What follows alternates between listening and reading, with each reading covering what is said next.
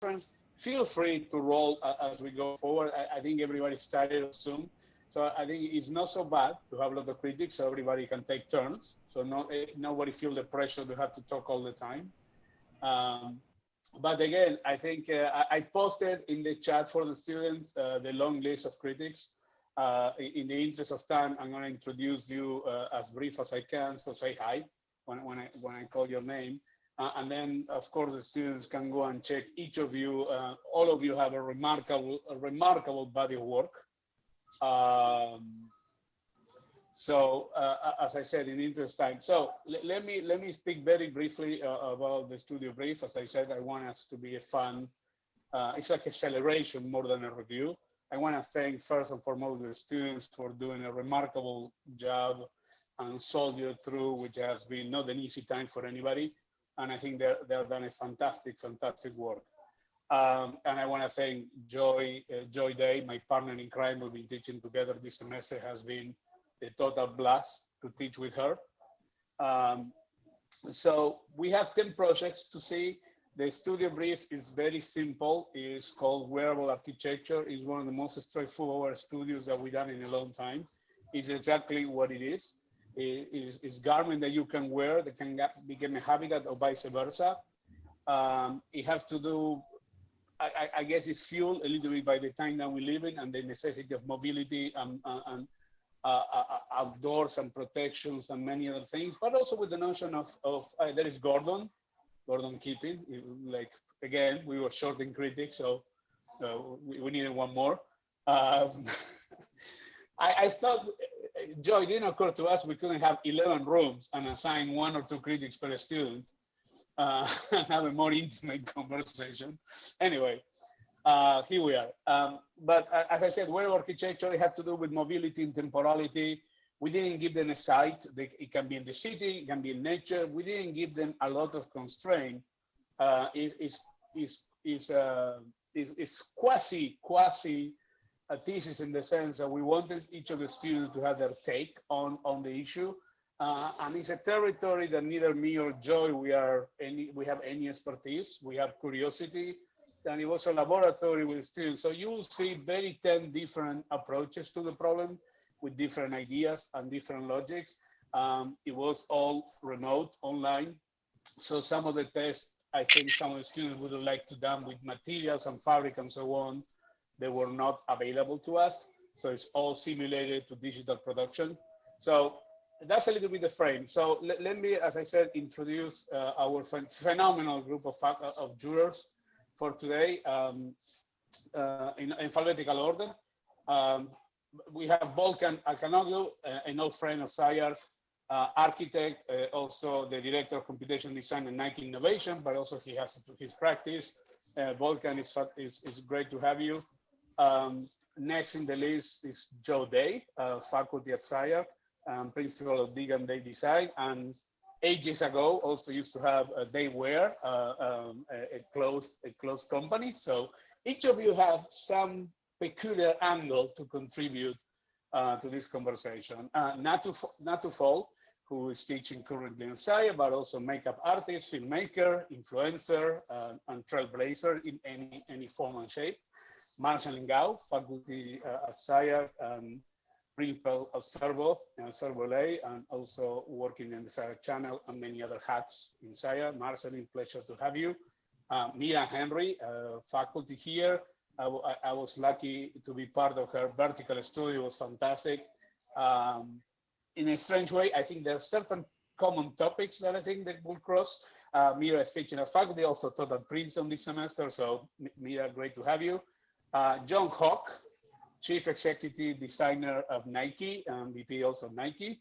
Also an old friend of, an old personal friend, and also a friend of SCI-Arc, and been part of many of these conversations. So John, wonderful to have you. Gordon Keating, who all of you know, currently teacher at SCI-Arc and Columbia, architect based in New York. Howard Leacher, who was for a long time at Nike, and cultural connoisseur and cultural shaper. Next on the list is Lucy McRae, body artist, architect, designer, faculty at SCI-Arc as well. Florencia Pita, faculty at SCI-Arc, an architect, principal and Florencia Pita company.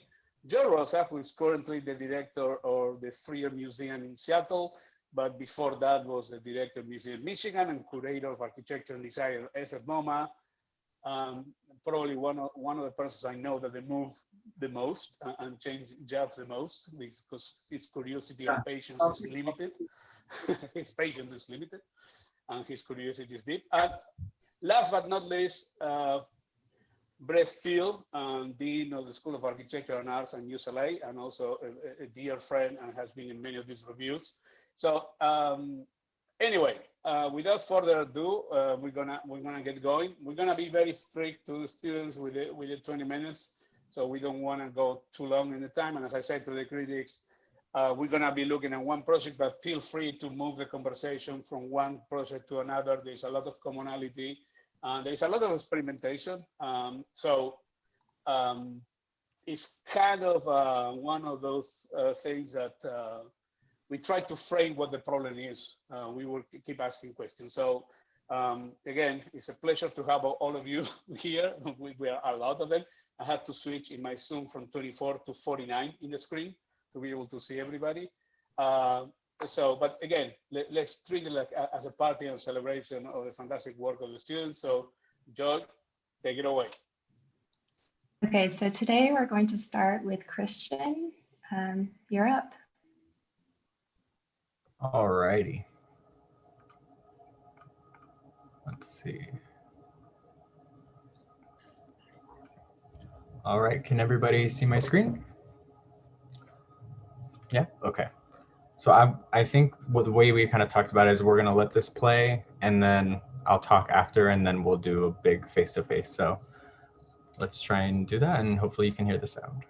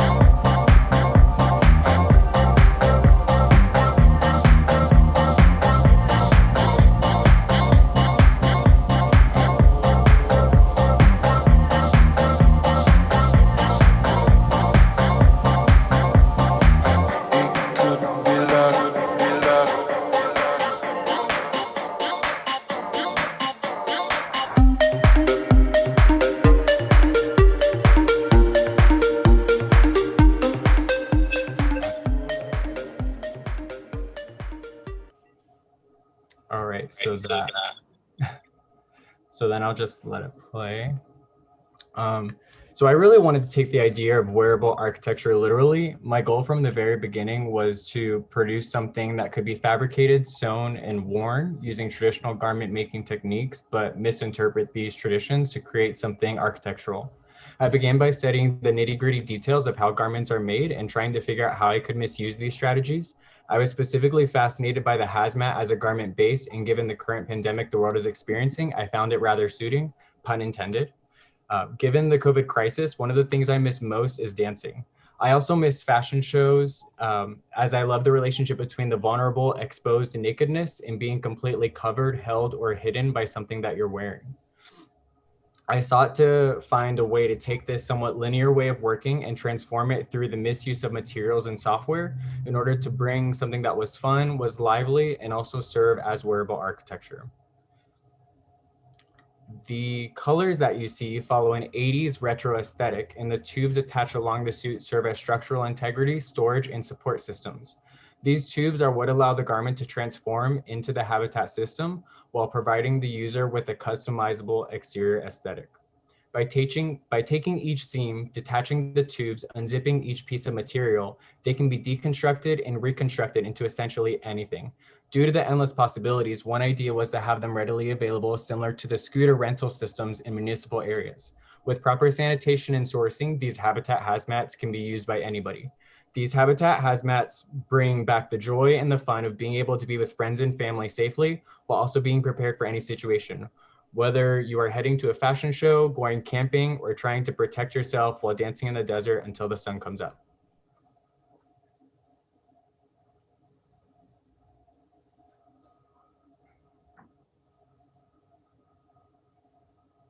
Just some dancing for fun.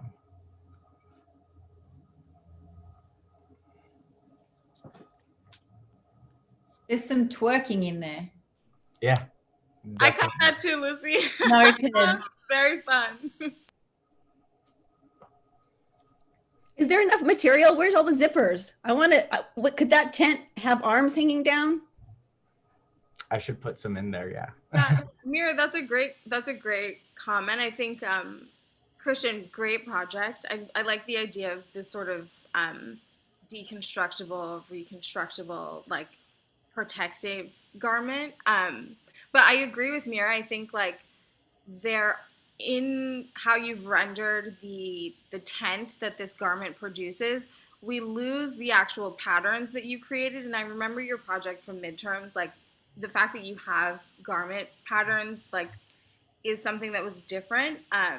And so I'm wondering like if it would be, I mean, I think it would make your project stronger if that tent was actually put together with those like pattern shapes rather than the sort of triangles that you reduced it to. But no, that's a great point. Yeah. Thank you. Hey, Christian, John Hoke from Nike, a great project. I especially like the shedding and sharing of the appendages, which kind of strikes me as a new vocabulary of creating communities by sharing those appendages back and forth. Question I had for you was, as you thought about the project, you know, sort of the playfulness of the dancing, was it your intention to sort of open up new biologies or enhance new senses with this suit? You know, if you think about the pandemic, it's all about the denial and the deprivation. And I wonder if this exploration would present the opposite. I think given what the state that we're in right now with everything, this is one approach to try and make light of that, because although there's, you know, vaccine coming out soon and, you know, biology of course has a huge factor, I don't think that like many people will feel comfortable just going back out and doing things that they traditionally like to do. And I also think bringing in the idea of something that can be transformed and versatile, to be sort of adaptable to whatever any user might need, was sort of the intention behind the project. Excellent. Hey, Kristen. Howard here. Beautiful project. love the palette. Love the form. You talked a lot about this being central to kind of social interaction. And I'm just wondering, tell me a little bit about how these individual suits connect to each other, how they form kind of a larger community. Just curious if you've given that any thought. Yeah, I have actually. So every seam on the garment, which as was pointed out, with the sewing patterns, the garment was made in a way where it can be taken apart and put back together with any other piece. So essentially, if you had 10 different hazmat suits and everybody unzipped all of their parts and got naked or whatever, they could reconstruct it into like a massive tent. But at the same time, you could just deconstruct your own and reassemble it in a way that's suiting to whatever environment you're in. So I think it's definitely versatile in that way. Yeah, I mean, Thank you. I think what's interesting is the contrast between the notion of hazmat, which is usually protecting yourself from certain kind of environments, but at the same time the optimism that you're kind of projecting with your music, with your video. So that's the interesting dichotomy. But for me, it's also interesting about the notion of posture. Like obviously, you're dealing with the first skin, you're dealing with the second skin, which is the apparel, and then the third skin, which is the housing or the tent, as you say. And really, the second skin, the apparel, is really more about it's just hanging. It's more like the gravity just is kind of loose. So there's really no posture. But then once you switch the diagram to the more like tent-like structure, it becomes more of a kind of tension kind of structure. So that, again, the dichotomy between compression and tension is something interesting that you start to play with once you transform it from one skin to the next skin, which I think is quite interesting. Thank you. Vast difference and improvement since the early embryonic project that I saw. Really impressed. No, but I guess I'm interested in kind of even zooming out a little more. And I think that also because of the pandemic, the way that fashion shows are being broadcast, I feel like you've also tapped into that sort of very beginning stages of someone showing their collection. And actually, I didn't really know where we were going. I was like, is this a music video? Is this a, like, it was unclear to me, and I liked that. But were you thinking about that aspect of fashion or retail, or did that sort of come naturally because we don't have access to locations? Because you've sort of developed your own aesthetic graphic through that, which I find really refreshing. Yeah, are you asking in response to how the video was constructed? Yeah, you take us sort of in the beginning, I guess it's like research, and then we're at a party with sort of this like very DIY fashion show, and then we're at someone else's show, and then you're part of that show, and then we go to all these different locations. And I find that interesting as from the point of view of fashion showing collections as an event or as a film. Yeah, I was definitely inspired by the fashion shows, especially given the course Wearable Architecture. We've been definitely told all semester, this is not fashion, this is not fashion. And it's not fashion, but it's something that could be.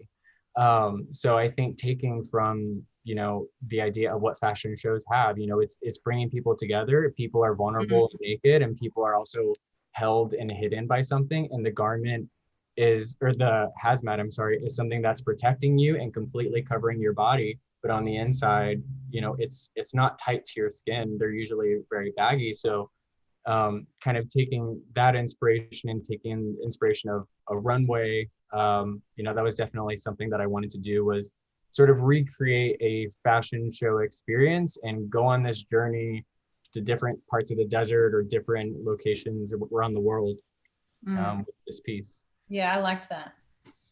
Thanks. I think you made a really clever decision in terms of just the single major kind of formal move you make in the garment is to multiply the sleeves. Most of the tubes that we start to read as kind of part of a larger support system are essentially a kind of the way there's a sort of octopus logic of multiple sleeving that shifts the way we understand the garment and gives you most of the lines that are kind of retwined around the figure. And I think you're getting incredible mileage out of that, out of that maneuver. I also think it begs the question really quickly. You have both the aperture at the wrist, but you also have the shoulder. It's funny, in making clothes, frankly, getting a sleeve into a garment is often the biggest headache of a garment. And you've taken that operation and really made it made a virtue of it in all these odd and interesting ways. I really love the scene too, where the person walks out of the suit, as it were. And I was thinking it could almost be like an AR experience if we think about this idea of hazmat and just the way we all wear our virtual backgrounds in Zoom, and that you could actually develop this as both something that you actually wear, but also an AR for a character in a gaming environment, and what might those hazards be, and how might the suit respond to those hazards in the context of AR. Really cool project. Oh, so funny, Marceline. You were saying exactly what I was thinking. Because I wanted to say that, do you hear me double? I hear me double. Because I think that, sorry. Oh,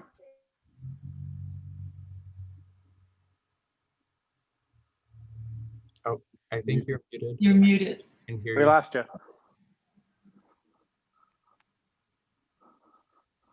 Okay, I think because I'm in double device. Wait, there's two Florencias. So I see two Florencias on the screen now. There's an iPhone Florencia and then a real Florencia. Exactly. This is how technology works in the Zoom era. So no, Marceline, I think that Marceline said it, so maybe I should shut up. But I think that the abandonment of the body in that moment of the catwalk, I found it quite interesting. I wanted to show something today. I don't know if you see my screen, but I have too many backgrounds. There was at the Saatchi Gallery, there was a show, an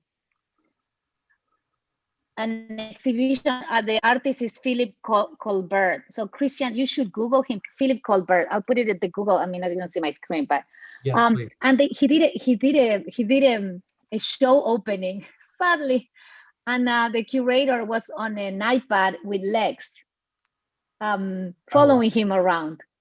I thought that was, I mean, so it was like there was a conversation between the curator and him, but she was in an iPad and she would walk next to him and they would talk. And so I thought it was a perfect, and then you should see his work because the colors that you're using, the references that he makes, I'll put it in the chat because I think in terms of form and then abstraction and then the kind of the avoidance of the body in that sense of saying the human is actually a walking iPad. And so when you have that empty body, so I think that, I think I wish there were more of those things where the body ceased to exist and yet it's still there, you still communicate with it.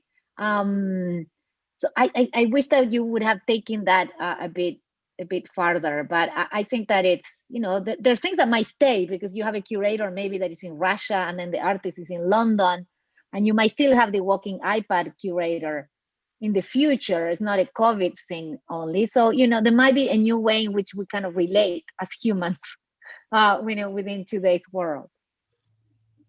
I mean, one way it seems to do that, Christian, that Florencia is talking to, is that the body and the suit have kind of a floppy relationship to one another. It's not like by any measure a perfect fit, which is kind of clearly the point. And I think your noodles, the sort of weird squiggly lines of extruded paint or whatever those things are that run vertically down the body sort of have a good effect on that front to sort of confuse how the body fits in relation to the piece. So, I mean, I've run the numbers with 67 critics in 10 minutes. I got to keep it to a few words, but it would be something like more noodles, less words. I think the only other observation of the presentation is it's a lot of words for a fashion show, which has as one of its great skills, no words at all. Like you just walk down the aisle, show the work and think about it. And one of the challenges of the studio is the degree to which we as architects bring old habits like voiceovers and monologues and soundtracks to a discipline or a field that actually deliberately rejects that. And in fact says that in 6 months, I don't get to the point of making an animation of a possible suit. I make and wear the damn suit and sell it to the world. And I don't really care a month later because I then have to go through another 6-month cycle and do it again. Like that's the ruthless beauty of fashion compared to the Jurassic speed of architecture. And, that I'm sure this will become a theme of the afternoon's discussion, but it would be really interesting to ask questions about why you're not wearing the suit, or what we would have learned potentially by seeing you struggle with making a suit, or to add to the digital animation version of it, also the really interesting challenges of putting it out in the world. It'd be great fun. I mean, I'd love to see you in it, and I hope we see you on the weekend in the party. Thesis is around the corner.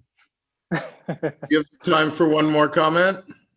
Yeah, Quickly? go on. You get the last one. Okay, cool. Great video.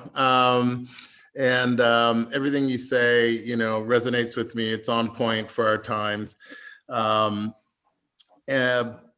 I wonder, you make projections in the video, almost to the extent that this is like a project or a product promotion in a sense.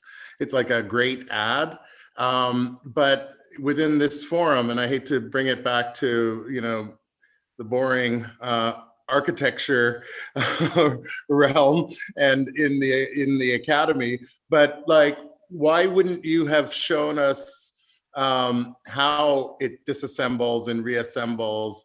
In a again, being boring, like with some dry technical drawings showing the combinations of geometries and the potential that this piece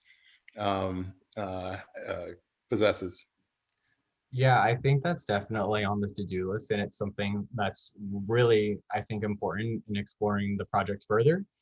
Just because of the fact I'm making it in a way that is following the traditional garment making techniques. So I do plan on further exploring that and how to assemble it and disassemble it in a sophisticated way and not just showing it in its two forms.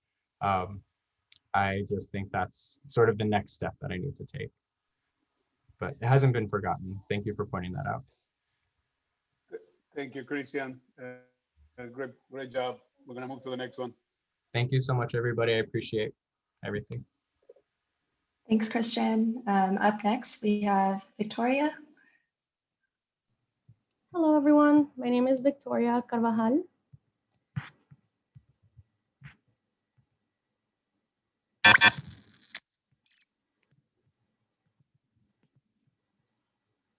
Can everyone see that?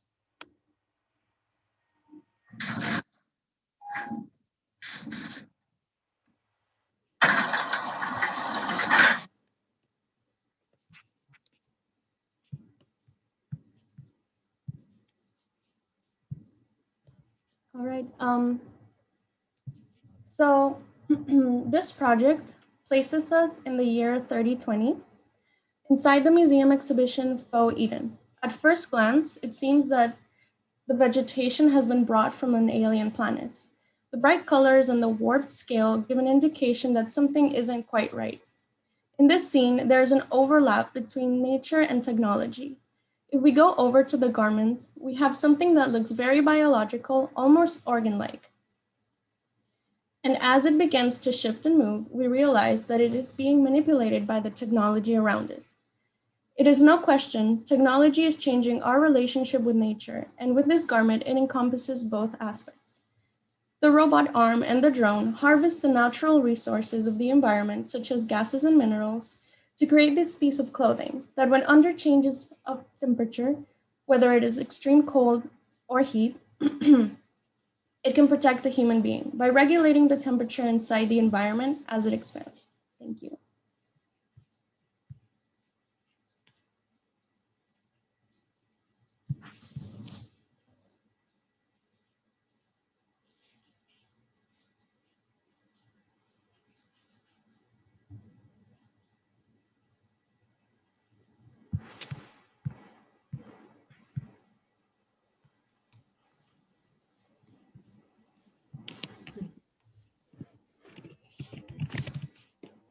I mean, I'm super interested in the politics that probably were not intentional, but nonetheless seem to me compelling about reestablishing the sort of extraction of the actual resource and thinking about that resource that's been producing, just in terms of thinking, I mean, just the harvesting of that very material, you know, thinking about indigo and cotton and all these things, and that kind of there's a sort of bringing those things together in the narrative, in the visual narrative, seems pretty charged and although not made complex, I think is nonetheless intertwined. So I think that there's some really powerful, also really interesting specificities in your video. So there was a lot there. Yeah, I mean, I think what's really fascinating here with the project is the play with association. I mean, you kind of presenting a few tropes that we are familiar with, you know, the drone, the robot. Immediately we think about technology. Then you showcase, obviously, you know, through aesthetics, interest in arts and these things. So immediately get this kind of like this kind of interest between, you know, what we call the polemic between the school of the polytechnical versus the school of the Beaux-Arts, you know, art versus technology. I mean, this is a topic that has been in architecture for a very long time.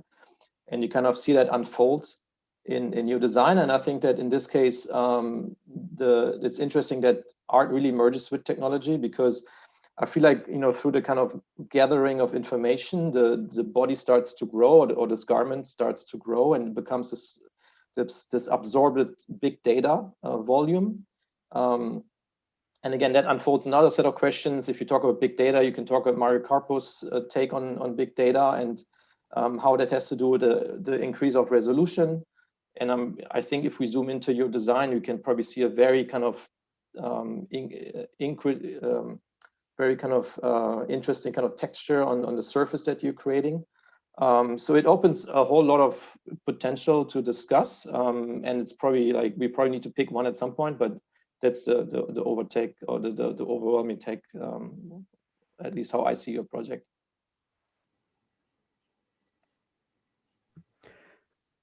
Victoria, I really like what you produced. When I look at the piece, I can't help but think of the work of Nick Cave with his sound suits, and you make me think of him as being conventional. So I think that says a lot. I like how the work is more reflective of the environment it's in, reacting to it, versus say in the Cave suit, which is him moving within it. But I kind of, it takes on a different characteristic, and I do think there's a lot to do with fashioned by the simple aesthetics of composition, but found in unbeautiful conditions that you're exaggerating and finding beauty in the unconventional. So I just like that play with that. Great, thank you. It's such an intriguing aesthetic, Victoria. It's really beautiful. And yeah, you created a lot of intrigue. And you're speculating 30 generations from now. And I think that science and technology is so rapidly evolving that reimagining nature and what you're suggesting is highly likely. And Vulcan, I like, you talk about art and science being indispensable forces. And I think you're using this gallery as an arena of art, looking at how we reimagine science. And I think in 30 generations time, they're not going to be seen as different disciplines. They are going to be living and breathing and harvesting and shitting and eating all the same thing. So I think it's beautiful, and there's so much that you've provoked.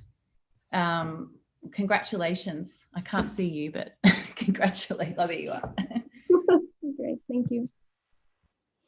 Yeah, there's a sort of distribution of the body here because I was sort of looking at this and where is the body? I mean, there's so much that suggests hair, hairy surfaces. There's a moment where the character, the thing that looks the most like a body in the scene, kind of slips from behind one of those tufts of the indigo tuft. And I thought, like, is that the hair of that character? And then it's like, no, that's part of some tree. And so I think it's really provocative the way you haven't presented us with a kind of normative body. It's really, an alternative to what we would consider the norm of body. And so it's sort of dispersed in the environment, which is really beautiful. Victoria, it's John. Congratulations. Really compelling project. In many ways, haunting. And I'm not sure if that's what you intended, but I think one of the things you're presenting is, in many years forward, the human is just a scaffold, and the scaffold that's devoid of its own expression. Its job is to be dressed like a doll. And I find that quite interesting, to think about humans losing the contact of self-dressing. Thank you.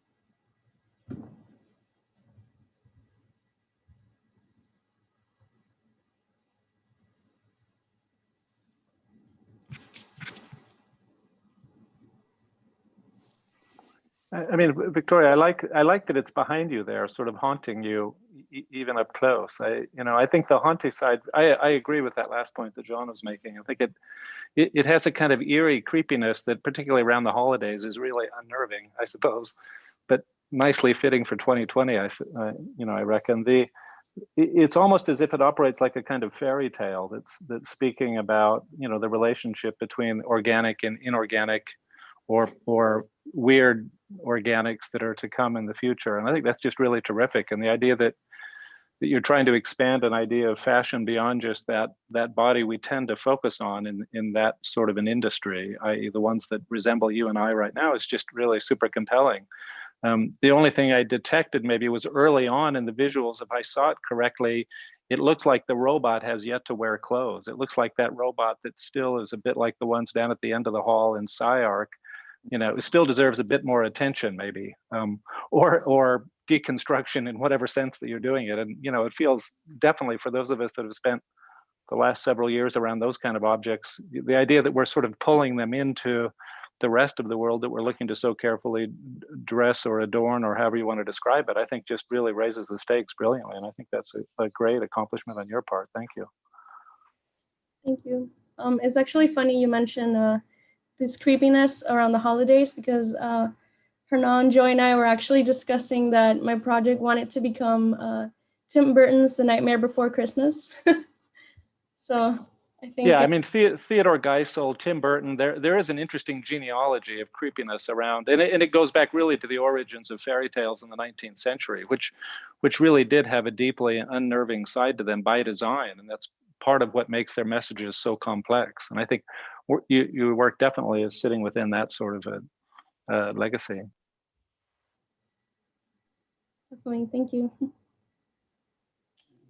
Any final comment? Sorry, were you going to make a comment? I thought someone was going to talk. No, I'm just going to go ahead. Victoria, great project. I appreciate the creepiness as a fan of horror. I caught that like alien sort of lurking behind the tree in your sort of world. What I'm sort of curious about is like the life cycle of this garment that you're envisioning. You know, does it sort of continue to expand, or is there like a limit, right? And is that limit sort of the bounds of this sort of stage that you've created and you've presented to us? Or is there a way that, you know, in wearing this garment, like these things start to merge together or reach for other living things? Yeah, I guess that's just questions for you that I'm sort of thinking of. Well, definitely, this project is testing the limits of what it can become. So I was actually interested in the Great Filter and the von Neumann probes, and I was wondering actually like what would this look like? Because the whole goal is to go interstellar and to harvest the resources of different planets. And I was just wondering like what would the aesthetic be? And definitely, yeah, I think it has no limits. It can become even interstellar, interplanetary. I mean, it seemed to me that the part of what was so incredible was that the world, to the question of life cycle, and also to that, Marshall, that beautiful point about the kind of distributed body, is that the world is so soft, and yet it was the thing itself that it created was so like fragile, and it seemed like more like coral, and it made me think a little, you know, like very brittle in some ways, and I wonder maybe. And thinking about coral, just to riff, like it's a sort of house, and like maybe that what is the sentient thing is such as a far different scale, you know, like that this is a sort of scaffold for just like a different scale of like, you know, life form or something. But because it did seem like that the question of where the sentient thing was not clear, and I think that's really set up a kind of a strange myth making kind of scene.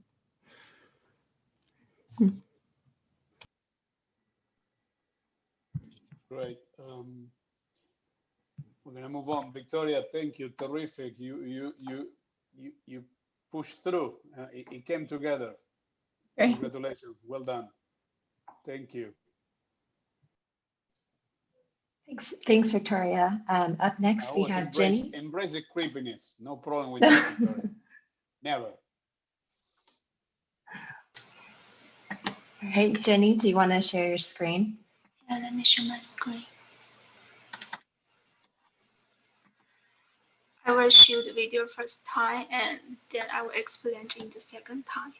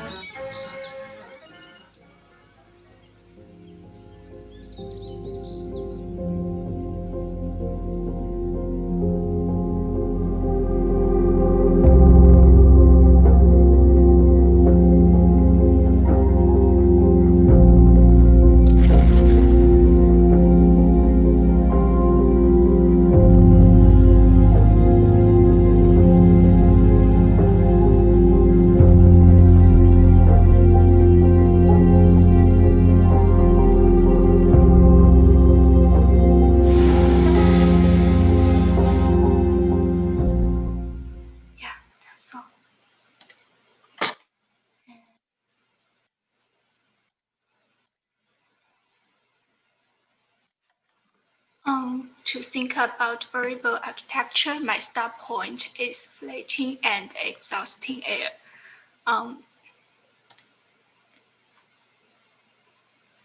The shape of the balloon is uncertain and is completely determined by the inflection and the environment. So inflection as a concept has a huge potential to make the balloon a garment or a habitat.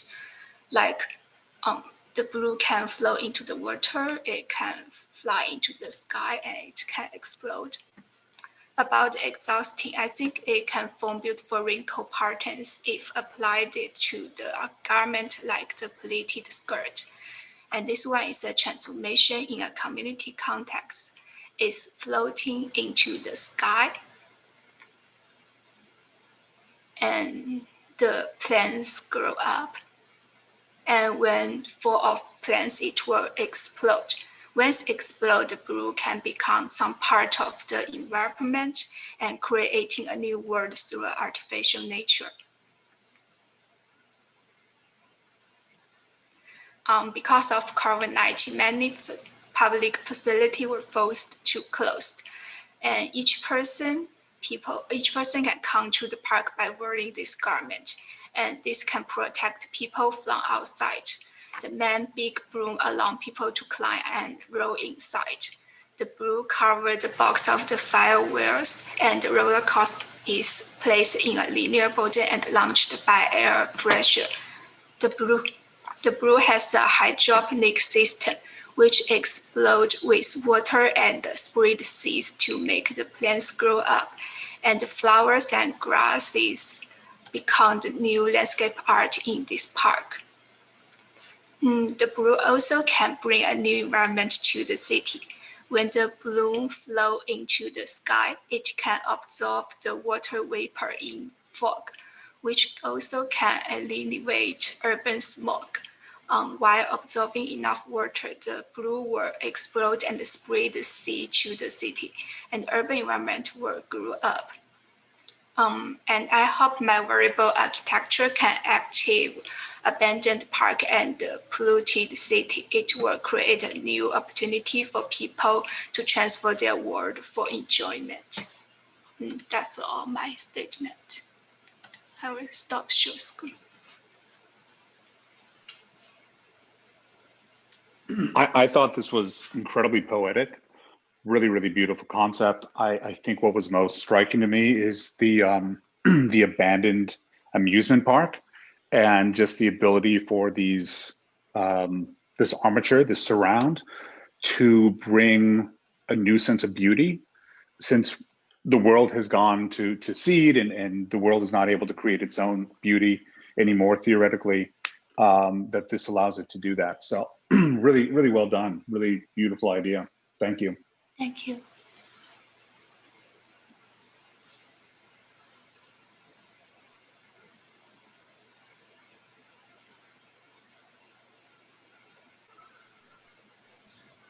I don't know if I'm doing these projects a disservice by trying to kind of figure out their genealogy or not, but I was looking at this one thinking, tutu, parachute, chia pet.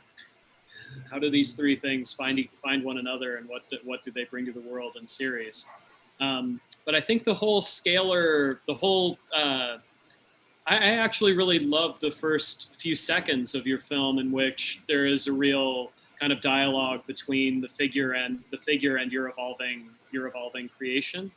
But I think more generally, what this kind of brings to mind most is something like a Miyazaki a very particularly a surrealism with a very particular demeanor. And the shift for me that is sort of the riddle of the piece that I like, but I'm still kind of coming to terms with, is the Ferris wheel. When you move on to the Ferris wheel, that first documentary shot of the Ferris wheel in ruins, and then what I know had to be kind of a tricky, interleaf with that. Could you talk a little bit more about that transition and how it works in the piece for you? You mean the Ferris wheel? Yeah. Why do we find ourselves on a Ferris wheel? Or maybe not ourselves? I think it can inflate, so can fill in the Ferris wheel, so it can protect people, and people can sit inside to play with it. That's what I thought it was really poignant what you said about the ending of one world and the beginning of another. Beautiful. This idea of like kind of rewilding and what happens when this sort of structures, machines, buildings, that are kind of considered valuable for one idea of world start to decay, and this other kind of, the balloon and this new form of vegetation gets kind of seeded, and then there's this like a whole nother world comes out. And I just thought it was really quite beautifully stated and quite beautifully realized in the animation. I have to agree with all the comments. Jinyu, your project is stunning. I think for me, where it starts to sort of make less sense is when we shift to like a city. I think the way you've sort of, the footage that you've used and the way you've modeled the city is like very much a like present day type of city, when I feel like your project wants to live in this world where, like Marcelin said, like everything is in ruin and sort of this garment is the solution, right? And I think for me, my other question is like, when it becomes this sort of pod that has all these plants on it, what happens to the body once that pod sort of explodes? Like I almost want there to be like a sort of body holding on to some of the plants as it's like descending, right? Just because of that height, like the physics of it all, for me really stood out. Like I think it's very poetic, and I love this idea of sort of a garment bringing life back to an environment that has lost it. But I think for me, like that the sort of feasibility of it is where I'm like, but what happens like when you're wearing this suit and it blows up and you're midair and naked, like where do you go? What do you do? How do you sort of get back to somewhere safe? And do you clothe yourself again? Like, do you get back into another suit, or is it just, sort of Adam and Eve, like living free, Just questions, things for you. Ginny, I just wanted to make a really quick comment about your filmmaking, which is so stunning, and maybe to also add to what Joe, you said, and maybe there's, if you're willing to go back there, you could have a shot between the full animation that you see in the beginning and then the very, very stark cut to this other world, which also happens for the third time to the city. And there's certain kind of film techniques that you can do that are almost like this fascia between these two other things. And so just as a flow, if you were open to putting in just another cut, whether it's a micro or where we just see something or we zoom out, then you're kind of introducing that a bit slower than just slapping it in like across our face, which also works. But I'm wondering whether that might just help the synchronicity of going from the technical world to how it will be used. I agree, Lucy. I think, first off, Jinyu, it's absolutely beautiful and stunning. I think there are some plot arcs that could help. I think, Lucy, your point, the fascia of connecting these worlds. The one thing that when you first played this, and then you ended it with the balloon exploding, this whole piece is just pulsing with life, which I think is promising and optimistic. And I also really enjoyed, I'll call it the juxtapositioning of the decay of the arcade and the amusement park with the fragility and the beauty of this organic material that's in its bright light of its life. And I just loved the the event at the end when it sporulates under the city. I thought that was, to me, that felt like that was the conclusion of its life, which felt beautiful in its own right. Thank you. So yeah, now I know I'm in LA. With everyone's like, what do you mean, man?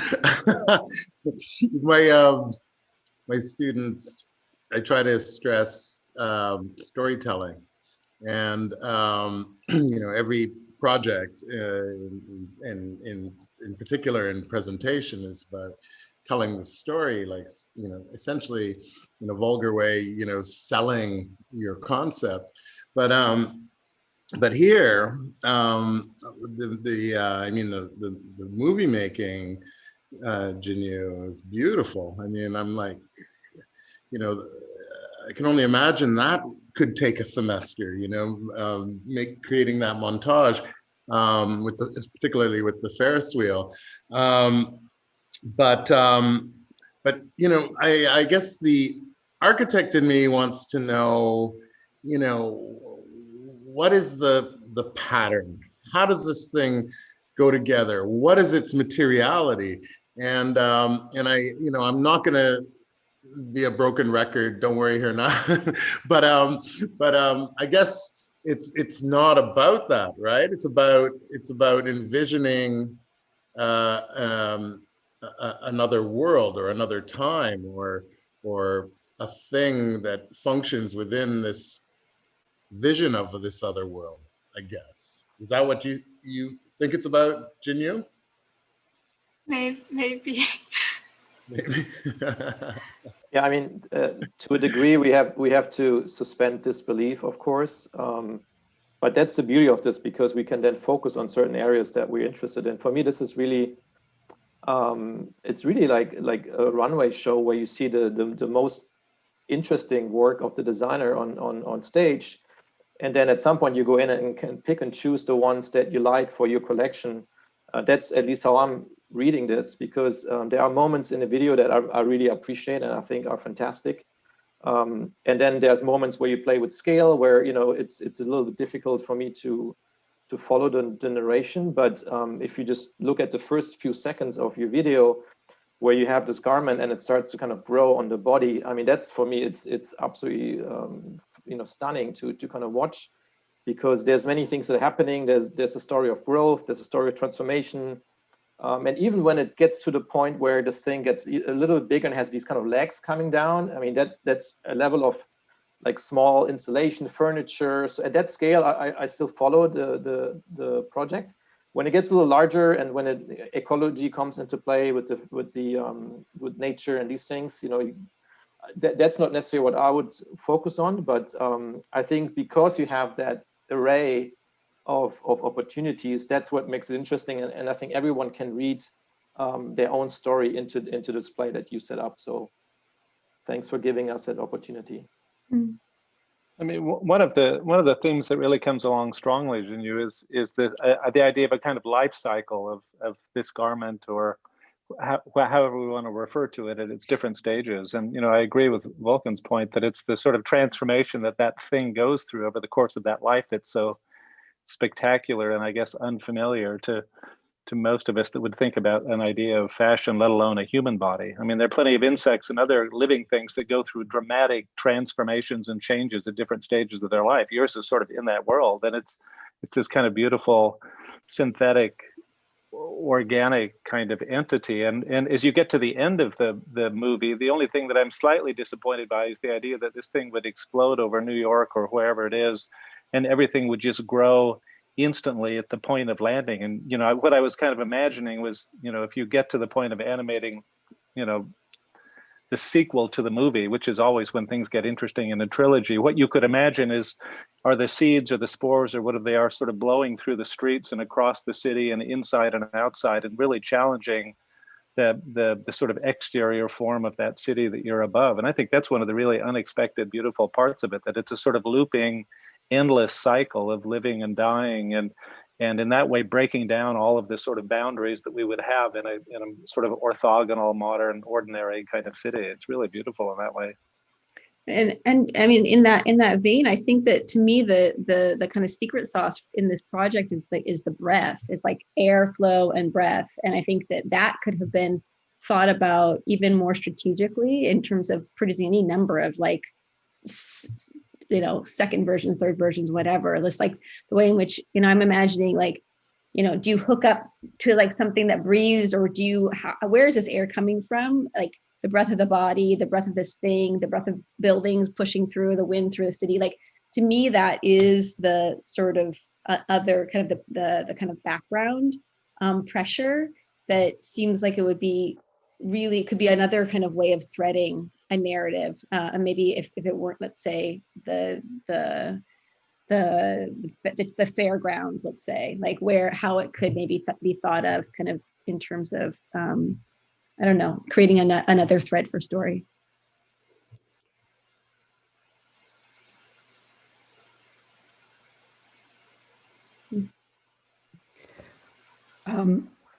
I really thought it was quite beautiful, and just adding to what colleagues are saying, for me, I think I really loved the very beginning of it. There was just something about the scale of something very couture to the body, small, and then it just kind of grew into this organic form that became occupiable in somewhat of a shelter, like I just think of Kiesler's Endless House or things of that nature, like this cocoon, which then transforms the life from happy to the dystopic fairgrounds or to the concrete city of no sense of scale or humanity. So I really thought it was quite beautiful.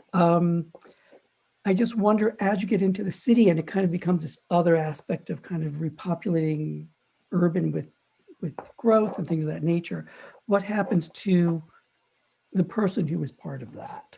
You know, because I just wish I saw something that we did not lose the person as it repopulated the city and brought greenery back to the concrete. But it was just beautiful composition.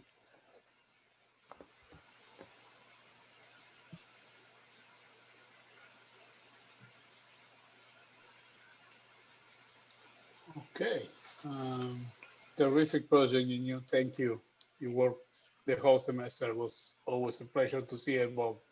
Thank you so much. Thank you. Thank you. Up next, we have Yuto. Yeah. Hi.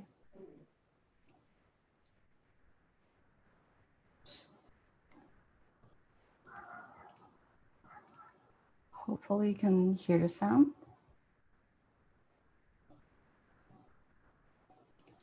Nope, we don't hear the sound yet. Oh, sorry.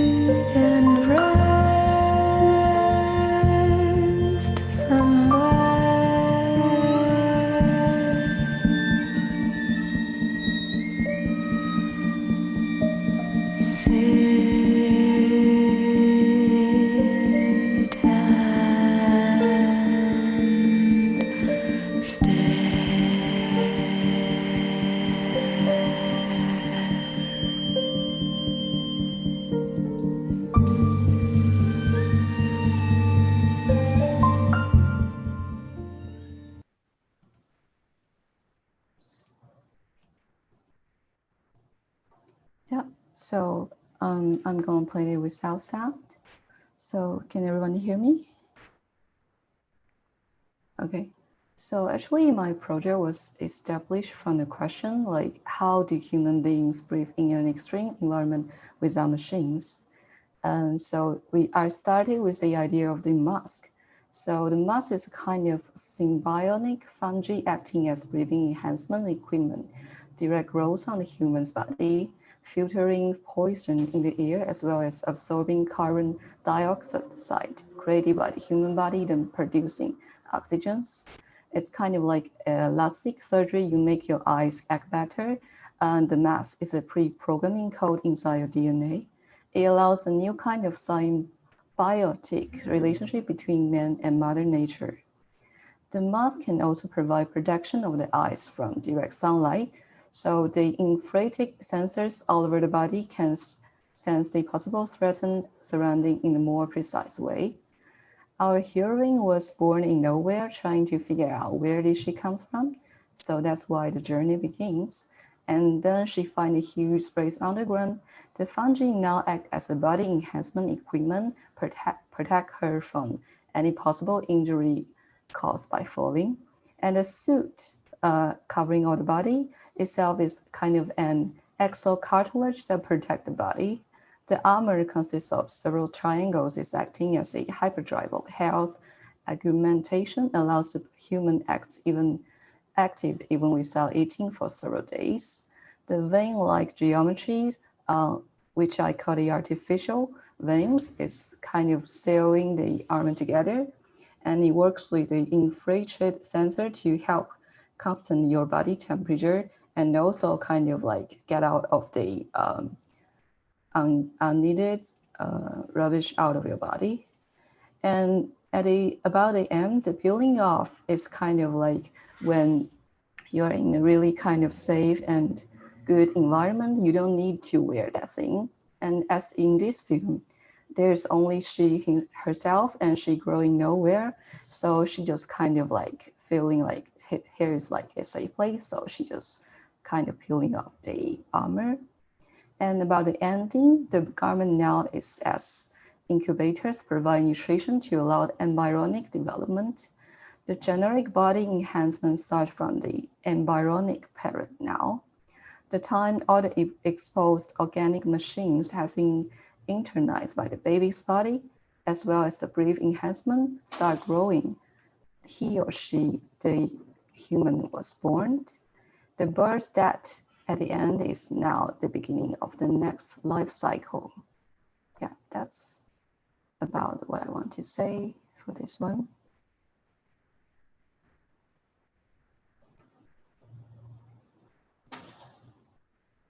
Yeah, this is going to be interesting. I want to put this forward to maybe John Hogue and Lucy, because most of you might not know, but John Hogue, Lucy had recently a talk for the Nike community about the human body DNA.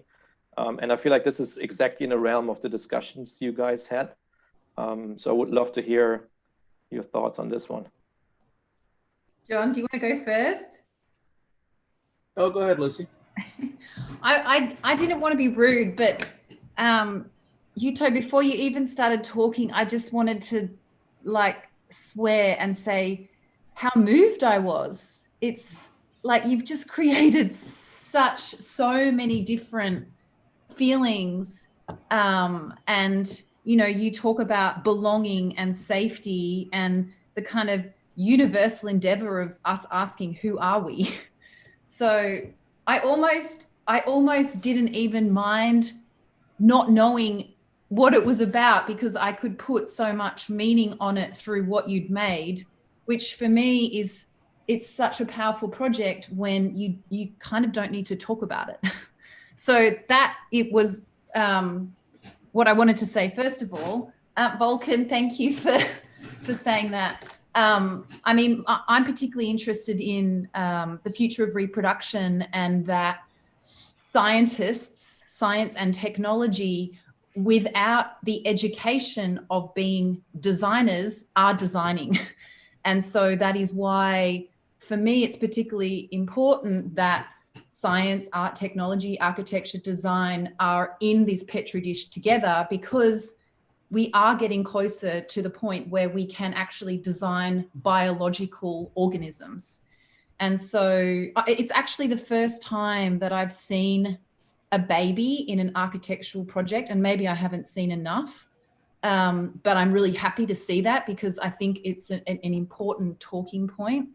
And maybe you didn't explicitly touch upon genetic engineering, but this is the kind of, I mean, it's a weapon. Some people are calling it a weapon. Some people are calling it the capacity of God. The emotion that you spiked is particularly important because I think that's what science lacks. Science lacks emotion, and I think that's what design and art and architecture can bring. And through that, we're going to create these kind of expansive possibilities. And without that, it's just going to happen under the kind of visibility of engineers and scientists. So thank you. Over to you, John. I'll try to follow that. Thank you. Yeah, pretty breathtaking project. Let me frame my thinking as best I can before I dive into the comments. But I'm particularly interested in this project brings to life something I've been thinking about for a while, at least in regard to Nike and the amplification enhancement of athletes. There are two curves I'm really interested in, two graphs. One graph is Darwin's graph of evolution, the X and the Y, and that typically shows the growth of evolution to its peak and then its decline. And that's proven inevitable. And there's also another graph I'm interested in, which is Moore's law of computing, which is an exponential graph going up. If you overlaid these two graphs, Darwin's graph and Moore's graph, it wouldn't be a peak, there'd be a dip and then a pop. And I think what your film is showing us is a glimpse of what that next genesis actually is. And I was struck by you're presenting the fragility of the human body. And with all the fragilities that we possess as humans, you're showing us what's possible, leveraging technology and pushing our biologies. We all have gaps in our biologies. We all have fragilities. And this idea of a secondary skin, an armor, an armature, and a scaffolding that enhances that, I thought was quite stunning. And I too found it quite moving to have it end on the baby, which, you know, in its own way is poetry. And it leads us back to this becomes a component of our DNA and the natural rhythms of life. Thank you, Yuto. Thank you. I mean, I was like, it made me really uncomfortable. And I think part of it is like, I mean, I've had 2 children and I felt it was like very much like, it was like placenta. It was like, and there's a sort of experience of having your body come outside your body doing that and being a part of the literally reproducing, that is really intense and humbling, of course. This is the second baby maybe I've seen. 3 years ago, there was a project at SCI-Arc that there was a massive uterus constructed in the middle of the space, right? Yes. You're like, epic, just massive uterus, you know? Those are two words going together, kind of funny. Massive uterus. Well, yeah, exactly. I mean, that's kind of how I felt like a little bit in that watching this thing was like, I don't know, Mona Hatoum or some sort of project where you actually have to swallow the camera and it's going through your body. And this is actually the narrative that is kind of produced out of that but you know, it's a whole world that is both new and also very old, you know? And that's, I think, what made it both uncomfortable, but also like, I mean, there's suspend belief. You have to suspend belief of all these things. At the same time, there's also something very kind of primordial, ancestral, like real, like that, like straight up happens, you know, that I also was kind of triggered when in watching this. It's a striking piece. I have to say, and I agree about the strength of the opening, but what stayed with me as a kind of uncomfortable riddle was whether the new was growing out specifically out of her eyes or through them. Like it was the Brunel kind of chien andalou riddle that haunted me a little bit or quite a bit as the logic of this new encapsulation kind of enveloped her and then moved into these landscapes where, I guess for me, that after that first passage, I found myself trying to kind of figure out just on a mundane level, who is seeing what when here? And she's in these landscapes, but perhaps not seeing them. We're seeing her in them. There's a little bit of a kind of Aliens meets Monument Valley kind of play to how she moves into a new world and seems to kind of transform it as she goes. It's a remarkable piece, but it left me in a good way with more questions than answers. Thank you. No, Joe, I had a similar sort of, I think as a makeup artist, I'm like, the eyes are the most sensitive part of anyone's face. So to see the sort of mask growing and like not understanding where it was coming from was also like equally jarring. It's like, oh my God. But Yuto, I want to commend you on your filmmaking. Like, I think the way you sort of deconstruct your garment and explain it both visually and with the sound, I think is incredible. Like that sort of middle section of your film where we see the garment off of the body and you start to like separate the layers and get into sort of the specifics of how it operates and how it works, like makes this, I think, super believable. Like I can imagine sort of wearing this suit and then like having it molt off of you, I think like was like that was a stunning moment. I think I want to like, I think I agree with the comments that were made by Lucy, and I'm really sort of questioning whether or not, I think a question for you is whether or not you're seeing this garment as being sort of part of the human, or being something that, is like we have a symbiotic relationship with. I think that was where I was a little unclear. Yeah, actually, I feel like I got like two narratives going on together. Like the thing you see like growing from the skin, it's more kind of like it's inside of the human body, and it's a kind of, but also kind of symbiotic because it's like a kind of fungi and you grow with it. And for the armor and the wing-like stuff, they are kind of artificial. So I actually separate them. That's what we talk in midterm, like trying to make it more clear. So that's why the armor goes more rigid and the mask goes more organic. And I feel like because I think truly like kind of treat all the things inside human body or kind of biotic is kind of not that believable, because like the armor in your body, it belongs to other species but not human. If you want to have that kind of protection, it's better to make it more like artificial.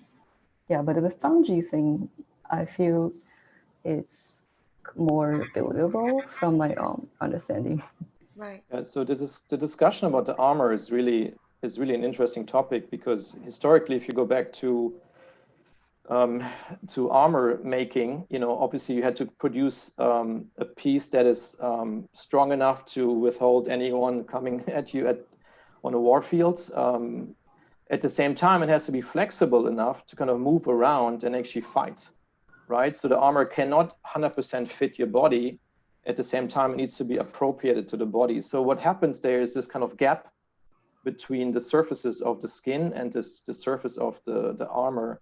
And that gap is actually quite an interesting space. And how you kind of negotiate between those two is also interesting.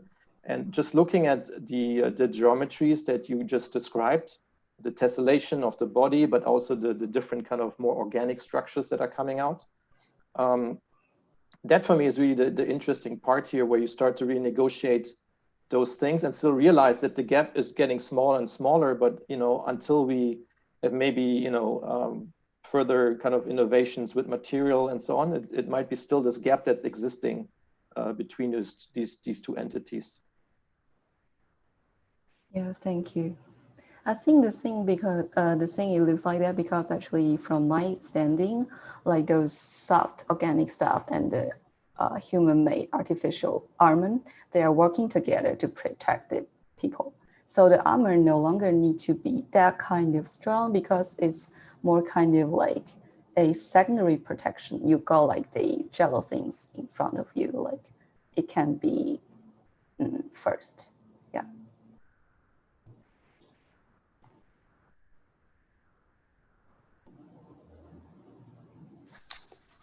Okay, Yuto, thank you. Fantastic. You have a vision the whole semester. You run away with it. So good job. Thank you.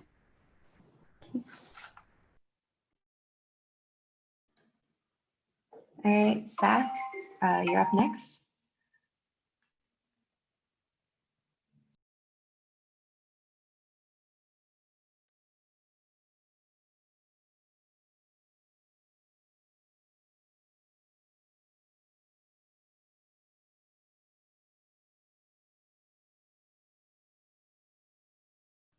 Okay, can you hear me? All right, my name is Zach Williams. I'm gonna play this video through and then I'll make a few comments and then just turn the time over to you. So yeah.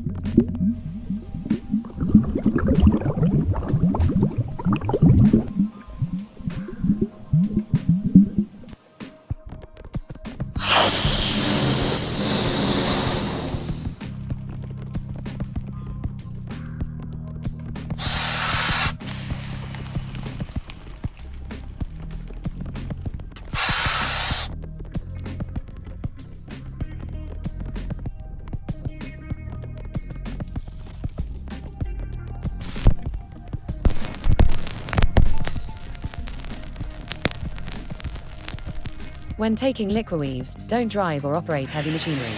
Laughing, indulging, tripping or engaging in other activities while taking liquiweaves have been reported. Abnormal behaviors may include inflating and hallucinations. Allergic reactions may include extreme warmth and occasional fuzzy feelings. Occur rarely but may be life-altering. Side effects may include virtual itching, inadvertent obsession, and consumption. Ask your doctor if liquiweaves is right for you.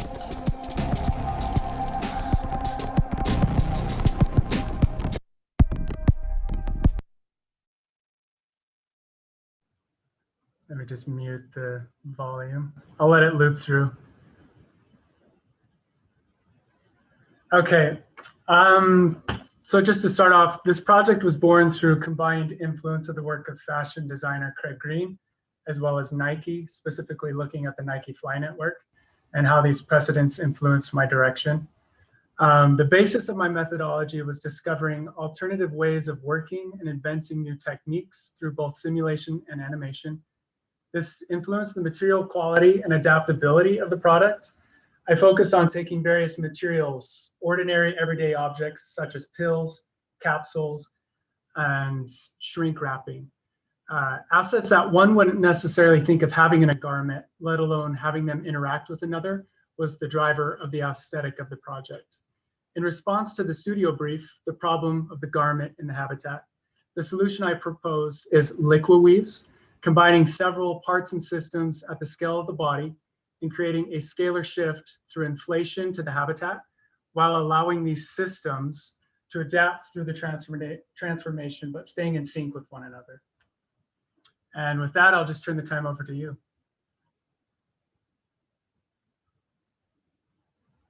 I can probably stop sharing the screen, just come back to this.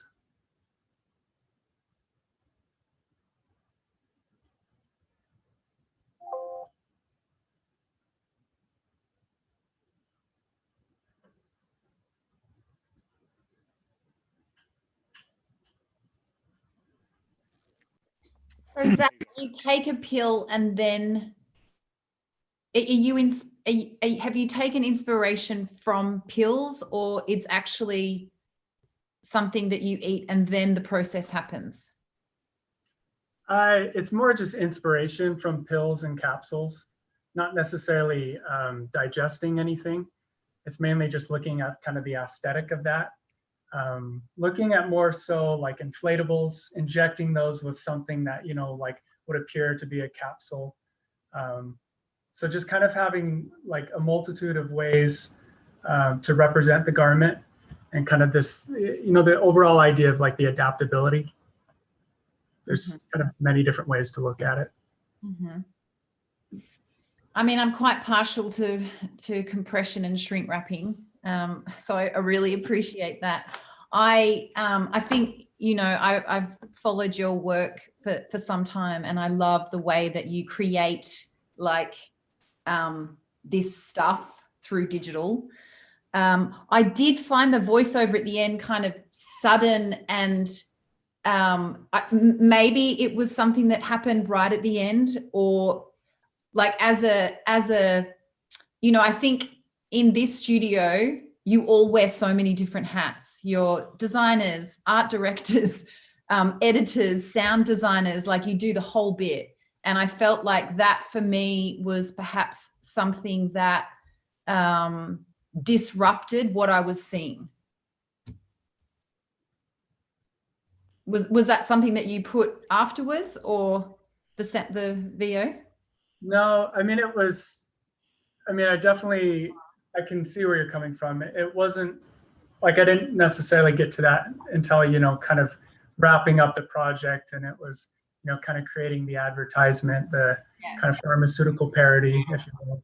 Yeah. I think in a way, it was just kind of drawing on, you know, real life examples that, you know, looking at pharmaceutical commercials, they're annoying, they're terrible, they're bad. Like, so I think it was drawing influence from that. So in a way, it was definitely intentional. So yeah, I guess, you know, I'm always interested in disrupting the trope or the status of pharmaceutical, you know, commercials. So I wonder if you could, because everything else is disruptive, what you've made in a way, and then to use something that's already normal or that we know could have a purpose. But I would be interested to hear your take on a pharmaceutical commercial through the lens of this sort of inflation compression pill silhouette. Thanks, Zach. Good job. Thanks. I really love the scenes where right after, somewhere halfway through, where it becomes a capsule, and you think you're looking at a capsule, and then it just starts to kind of dematerialize into other like aqueous forms that start to wrap the body. And I think your whole project speaks so much to kind of atmospheric pressures and differential pressures in the environment and gravities. And there's a certain physics embedded in your thinking about this garment. And I love that. I think that's really, really fabulous, because with, you know, all textiles, I mean, there are sort of physics to all the kind of garments that we wear, but this has, you know, extra special, like almost superpower properties of this thing that kind of coalesces momentarily and then it becomes particles again. Really exquisite, especially that scene. Thank you. It's fun, Lucy. Almost your last word was silhouette, and I want to run a little bit with that, because we haven't really spoken that much about that today. But I really do think it's a central question, even in a studio that takes fashion or any notion of cladding the body in as radical directions as this one does. I really do think actually a lot of what, as I think back on the projects we've seen and what different people were drawn to, I still think silhouette remains a really defining critical feature. I'm thinking in Janu's project, that early passage where her project took shape around the body, and that ambiguous moment that reminded me of a tutu really stuck with me. It was just an odd association to draw with that piece. And I feel similarly here that actually one of the oddest things to me about this piece, I feel like it's a little bit of a rave in a bottle, or you know, a rave under quarantine in a kind of full sensory suit of some kind. But that whole line of thought plays against the riddle of why is the headpiece so much like a shogunate helmet or something. Like there's something interesting and strange to me about the specific outline of that initial capsule. And I know it moves in a whole variety of directions from there, but I actually do feel like those early decisions on silhouette really are remarkably defining in a lot of these projects. Yeah, I agree, Joe. I think Zach, the silhouette you've sort of created seems like the most difficult to like maneuver in, which to me, like, I almost wonder if there's a way that you could push this sort of idea of a sort of capsule beyond just something that one is to consume. You know, if you start to think about like the time capsule, or this idea of sort of a garment with like infinite pockets that you could start to store things in, and that eventually that garment sort of carries its own like history, or the history of the wearer, I think would have helped a little bit. I want to agree with Lucy's point earlier about the sort of tongue-in-cheek like pharmaceutical ad audio at the end.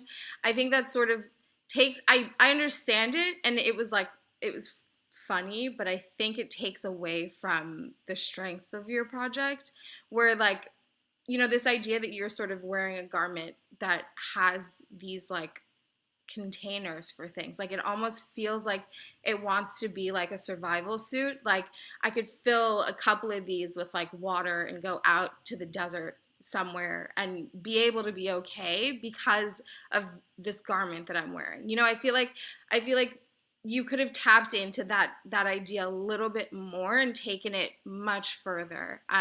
But that being said, I think what you've created is like fantastic. I think it's really cool. Those aqueous graphics that you animated, I think are fantastic. But yeah. I actually like the the pharmaceutical narrative overlay because it it gives me context, right? And this is like it's super interesting, Hernan. I had no idea what you were doing since you left Colombia, besides running a school. But you know, I love it. But it's really, I mean, I'm guessing, and I know you've done this studio before, but I'm guessing that you have a somewhat familiar cast, because I feel like, how does everyone know that this is the sort of the language and the mode by which we're going to approach the work? Everyone's on the same page. And for me, I'm like coming off of a number of architectural reviews as well as my own studio, and I'm like, what is the geometry? How do these things fit together, et cetera, et cetera? And I promise not to be a broken record, but coming as an outsider, which I consider myself in this context, the pharmaceutical narrative overlay gives me some context as to what it is that I'm looking at. So I find it a positive thing for a broader audience, let's say. I feel like in this project, yeah, and Gordon, I don't know, I kind of want to respond, but I don't know if there's even a response to that, because I totally understand what you're saying. But there's this project, I feel like there was actually I kind of wish it was like a little more straightforward. Like I actually think that there could, because one of the things I didn't quite understand was the sort of commitment to this idea of the weave, and then the kind of inflatable material, and then the jelly inside. And I'm really interested in what it would mean to like bring all those things together, because they're not compatible, and I would like them to become compatible in your image, and not just in your project, and not just through animation. Like assuming that we can somehow believe that the weave happens, then disappears, and it's thread. Like that to me seemed like, I want if you're going to be a woven, then they're going to sag, and then the ones that inflate and they're like viscousy membrane stuff, they're going to do something else. Or if they're layered together, like I think that the actual physics of the material was more ambiguous than it needed to be. I think that it could have been really maybe more like the very first project, which had an ambition for like constructibility. I actually think this one could have done that really, really well. And my sense was when you showed us their body inside of it, and you flipped it upside down, it was a great moment. Like, and then like hear the water or whatever liquid like swoosh. I love that moment, and it made me want to. Not that the filmmaking or that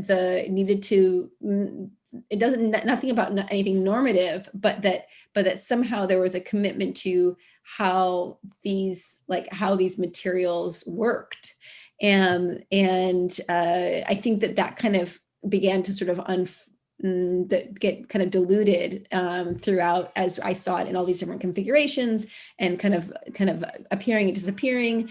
And so I just really want it to somehow manifest in that manner. Like, what is this weird fabric woven capsule world thing, so that's more of a I think because you brought things together that are not usually together, I kind of want you to kind of like follow that, literally that thread, no pun intended, to see what comes out of it. Yeah, look, I really appreciate the project because there's so many references to kind of tropes of ghosts from the past here. And I really appreciate how you're starting to kind of flip the diagram and actually go against the grain. As an example, like you start your suit with bricks or brick-looking geometries, which is totally against the ergonomic of the body. At the same time, the brick is a heavy material, but you're filling it with air. Again, you're kind of switching the diagram. I don't know if you're familiar with the term contrapposto, which is a term for sculpture making or standing in certain positions where the body actually is in different kind of situations, contraposing itself. And the use of the multiplicity of lines kind of like eliminates that immediately. So the hierarchy is completely, again, gone against the contrapposto kind of system. So these kind of things are really interesting to me, how you're really like going against the grain and trying to like rattle the ghost of history a little bit.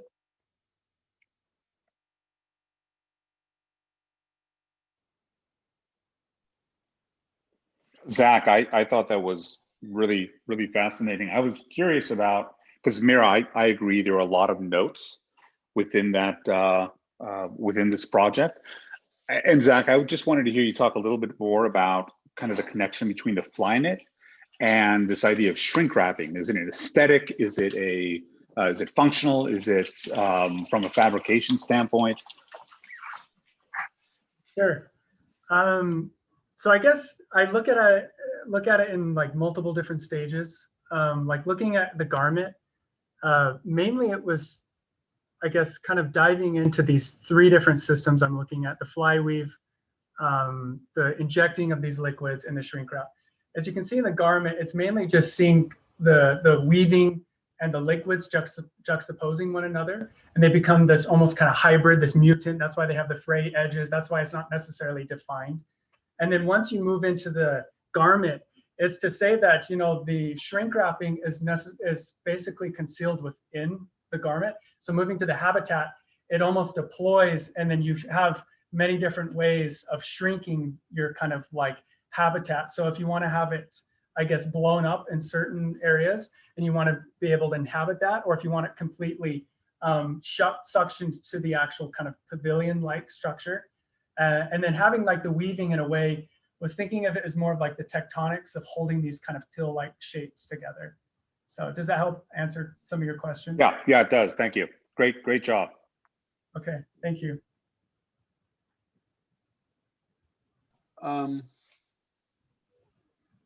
Okay, we are halfway. I don't know if everybody wants to, we can take a 5-minute break for everybody's fresh legs and other necessities. Gordon, actually, I haven't run a studio like this before. I mean, the absurdity, yes. The absurdity has been increasing every year.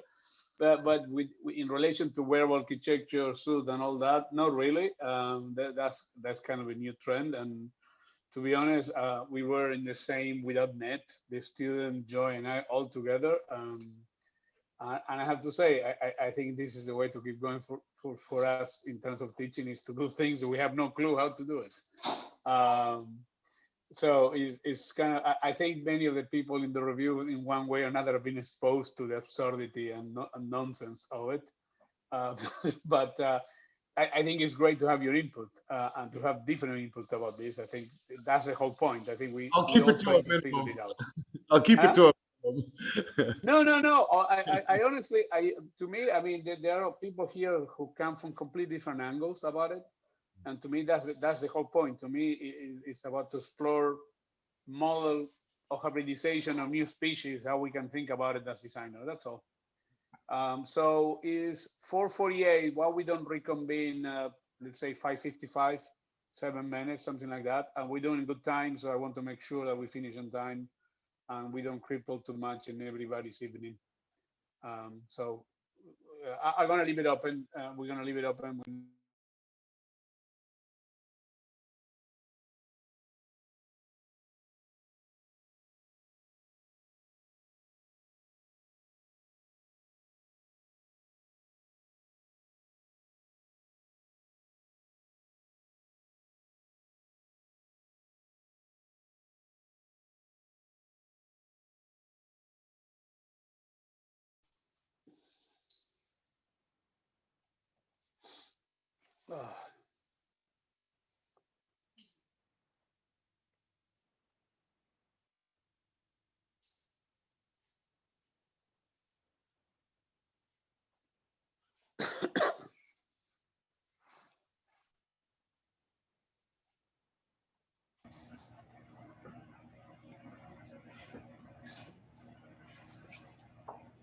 Hernan, I just sent you the book. Thank you, man. Appreciate it. That'd be Looking good. forward to see it. Yeah. Fade on Press is the press. It's good. I think it's a good testament to what we're doing. Yeah, I still think, despite what people think about books, still books are a really good memory holder. I think it's always important to put it together in a book. It kind of makes sense. Yeah. Especially, you know, for us, it's a 50-year journey, so it's more of a little bit of a look back, but a telescope forward. Yeah. When does that hit the market?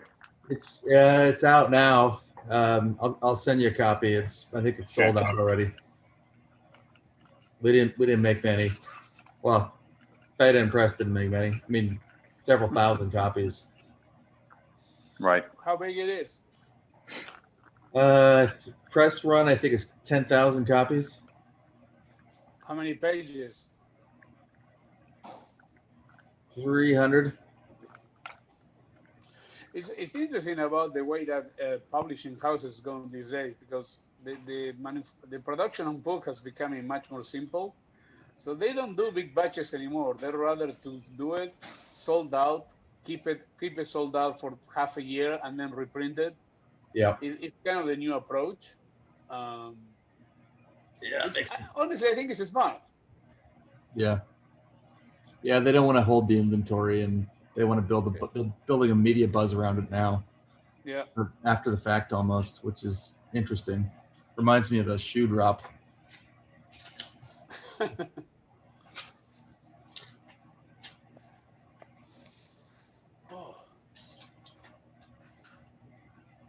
Howard, I'll send you a design annual.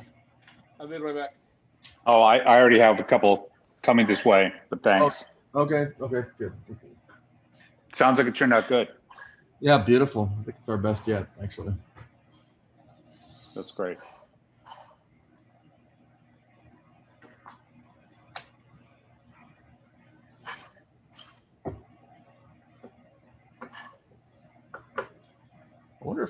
I wonder if Gordon is on the East Coast.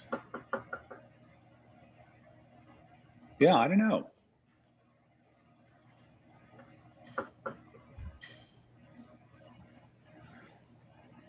Jin Yu, just since you're on here, really beautiful work. Were you happy with how it turned out? Is there anything else you were trying to do with the project?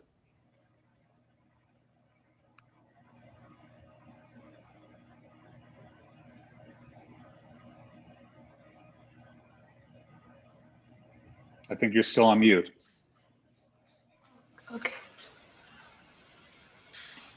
Thank you. Happy with how it turned out? Sorry. Were you happy with how it turned out? Yeah. Yeah, really, really well done. Thank you. Yeah, we got 12 inches of snow out here. Oh. I don't know if you can see it. Well, I was asking Gordon, if you're in New York City, how much snow do you get? It's like a lot. Well, looks like 12 inches, 10 inches maybe. Oh, there goes my computer. You went out to smoke? Yeah. I got a yard. It's in the next room. I mean, it's next to the living room. So. It's supposed to get worse, the snow. I think that's it. That's it? I think so. It was bad. I mean, it was, 8, 10, 12 inches, somewhere in there. Some areas just outside of the city got more than that. It's bad enough. The city was already at a standstill. It's now, forget it. I went to the deli on the corner, and my neighbor said, "Where are you going? How far are you going?"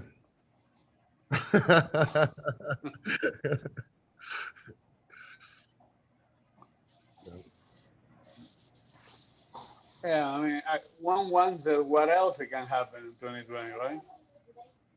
Don't say that. Don't jinx it. No, I know. It's just. Let's just a lot can happen in 20 days, Hernan. Let's just turn the page and forget about it.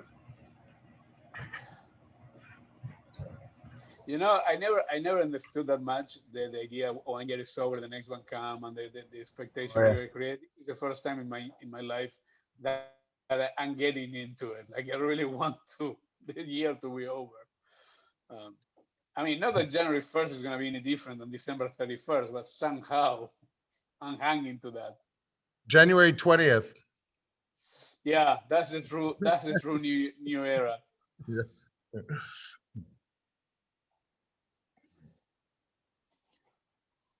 Yeah. Yeah, that's true, Christian. We will be nice to come to 2022. All right, I think Joe, you're back. Yes. Okay, well, we don't get going. I think we have a quorum. All right, perfect. We're going to kick off our second half with Yihan. Sure.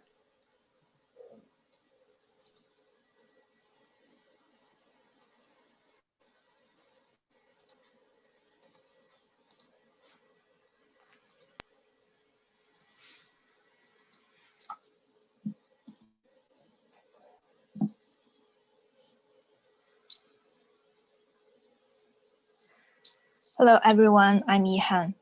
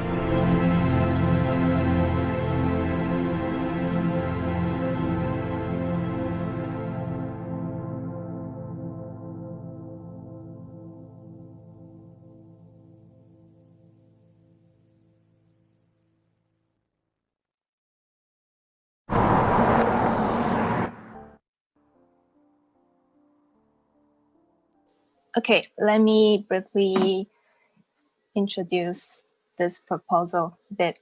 At beginning, I did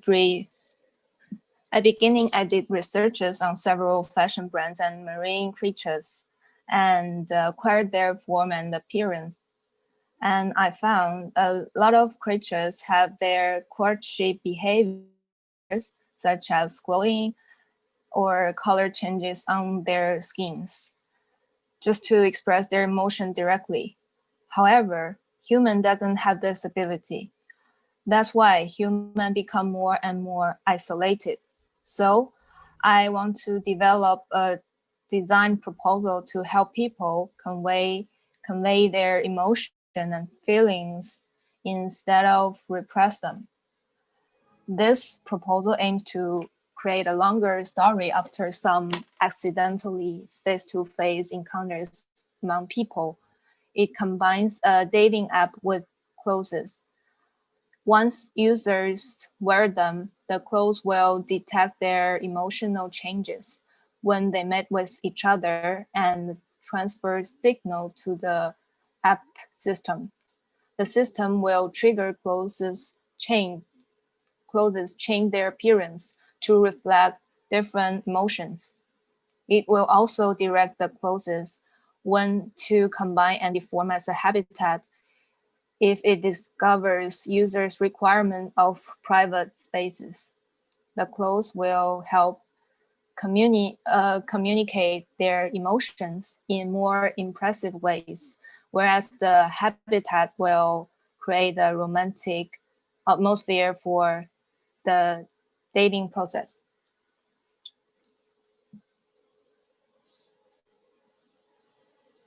Yeah, that's.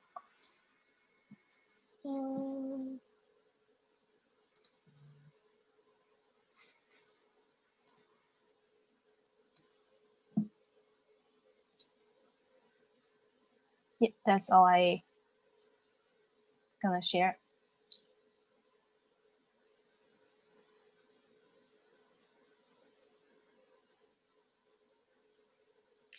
So Yihan, beautiful work. So I'm just looking for some clarifying information. So the garments are meant to facilitate dating, correct? Yeah.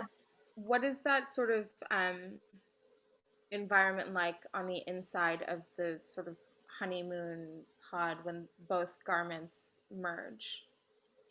Actually, it's designed for strangers. So when the habitat will happen like when two strangers meet and they both feel they wanna meet, like have a deeper conversation, and they need some private spaces, and the habitat just create an like environment, like romantic environment for them, to like, you know, enjoy their chatting, their communicating more for those both strangers, but not for the. And sort of how is that merging controlled? Is it like a pheromone thing? Like, do people have to agree to merge their garments? You know, this is bringing up like lots of questions of like consent for me. Like, what is happening when you're walking down the street wearing this? Like, does the garment have a life of its own and kind of it will pick someone for you, or do you have any like say in that process? Actually, it's hard to tell since no one knows which person you will meet. So the system will detect your emotion. So maybe you didn't notice you met someone you like, but the system will detect it, and the process will happen when the clothes detect that signal through the, like, for example, the heartbeats, something like that. So yeah. I really find it quite compelling in a very interesting way. I can't help but always bring up historical examples only because I'm so old, but I'm excited by your riff on it. I think of Diller Scafidio's blushing clothing that was part of the cloud, where you would program it, and if you bumped into somebody who had similar interests, the coat would blush, so you could say hello. I like that they don't really know each other because it speaks about being open to random chances.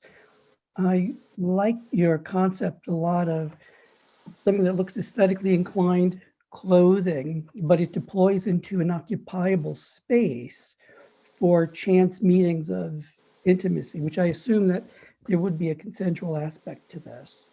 But, or maybe you might unconsciously think you like something, or conscious, but don't admit to that. So I love that kind of chance aspect to allow people to lighten up a bit. So I really love the narrative framing which you're trying to create. Thank you. I think I found my entry point, you know, I guess revelations come over smoking a cigarette. Maybe it's the architect in Joe Day who brought up silhouette, and you know, Hernan, I think I heard you say this is not about fashion, and yet I agree. And yet, there's a lot of parallels between like what I've seen emerging. You know, New York Times is always publishing end of year shows from St. Martin in London, and there's a lot of grotesque and inflated and sort of silhouette defying clothing that I've noticed in the last graduating class, and yet the silhouette defying is everything about silhouette or anti-silhouette. So it's about silhouette, and so you know, I feel like I'm starting to get it. Maybe not what's being told though, because I feel like there's a lot of focus on the storytelling, but you know, maybe it's just the process-oriented person that I am. I'm trying to unpack, how does this work come about? And it's all gorgeous, right? But how does it come about? And so maybe this is for the students, maybe it's for the jury, maybe it's for Hanan, Joy, I don't know, but I'm gonna sort of speculate that the silhouette is what comes first in these projects, and it is about like fashion, anti-fashion, even though maybe it's not supposed to be. And then comes the story, and it's backed up by a whole lot of software, and you start to see. And I'm not up on what we can do now with the latest tools, let's say software tools, but there's common threads running through the inflatable, the de-inflatable,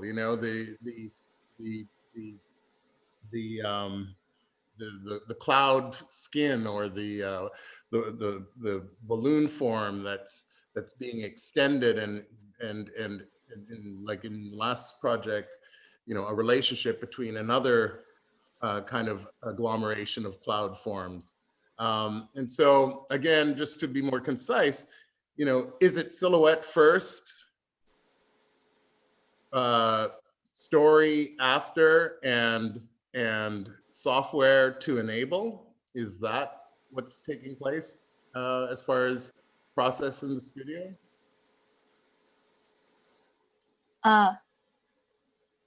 Yes. I mean, yes, I agree. I just spend more time like to tell the story, since I'm more into the story part than the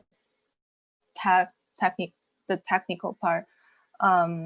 Actually, why I'm doing that, because this proposal is like more like people meet in the real world, instead of like merely chatting in online, or do something relying on the technique. So I just want to bring that the real world has some beautiful stories, so people should just enjoy in their real life more. So I try to hide the tech part. I'm not putting any value on whether this is a good process or not, but I would ask you, start the project by developing this story, and then everything else came after, or did you start by developing your silhouette of the figures in this bubble cloud form? I think both. Could I take a shot, Gordon, and pardon me, Yihan, if I'm mistaken here, but I think there I think there's a way to kind of flesh out this question, and this is a good project to do it because it's a relatively simple one. I feel like this one's basically a meet cute project. It's the rom-com of the afternoon so far for us, and to the degree that it's about staging how to bodies, personalities, characters come to one another. I think actually the decisions you made about the evolution in their cladding is, I think, really interesting and instructive. I think you start looking at, I'm going to go with some gender presumptions I shouldn't, but I'm going to presume that we're looking at a female character first, and her outfit is characterized by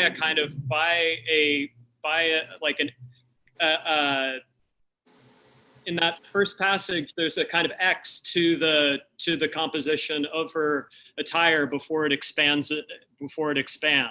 What's interesting to me is that it's sort of like an envelope folded that then opens into something that's closer to a kind of box bubble that merges with the other character. And in that move from 2 to 3 dimensions, in a way, you actually see the transformation of silhouette, which maybe is more the important.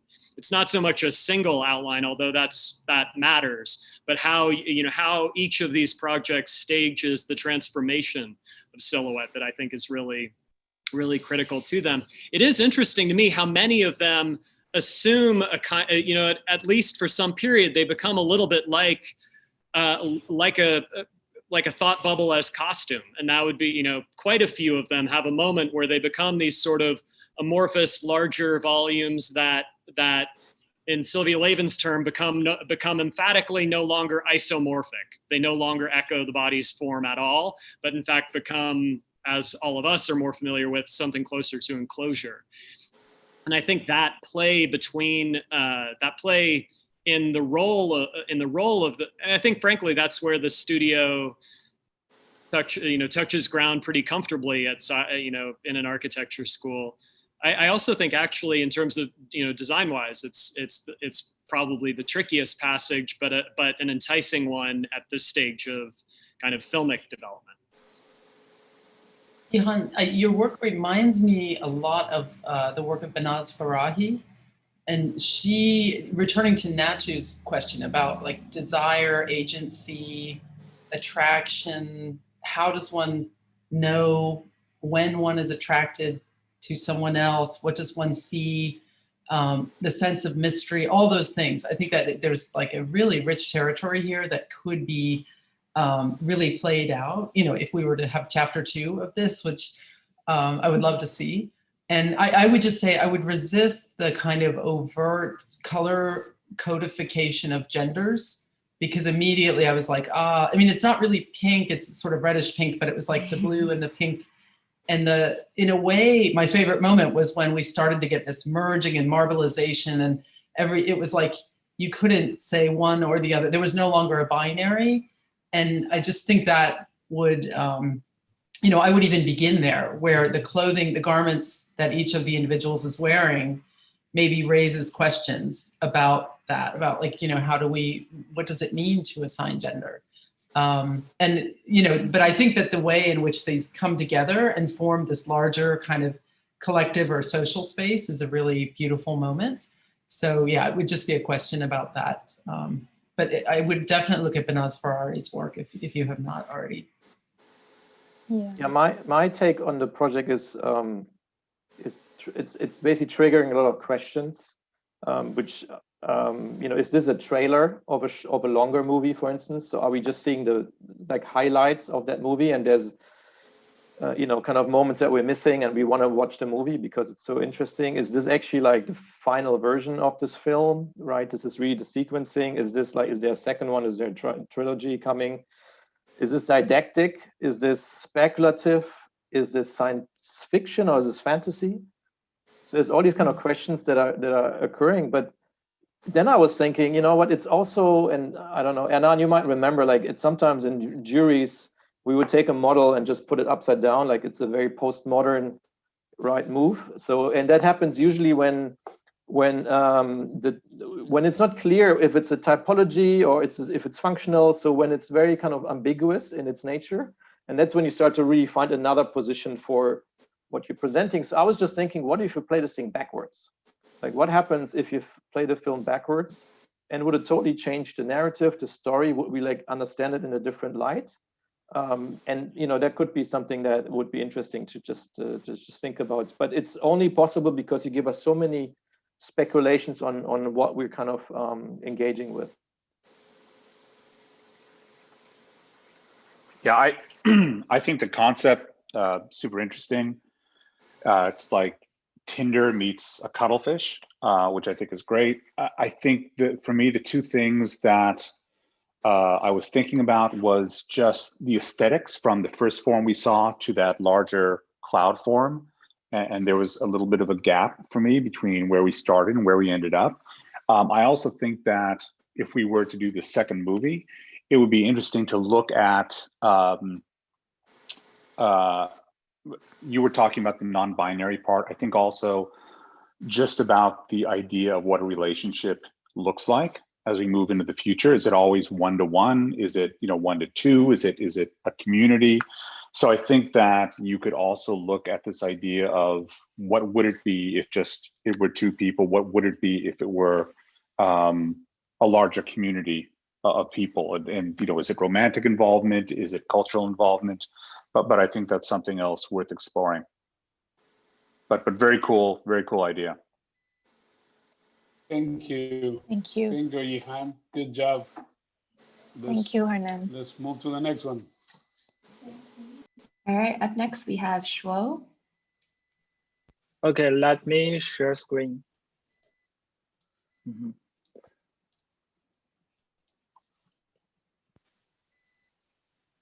Yeah.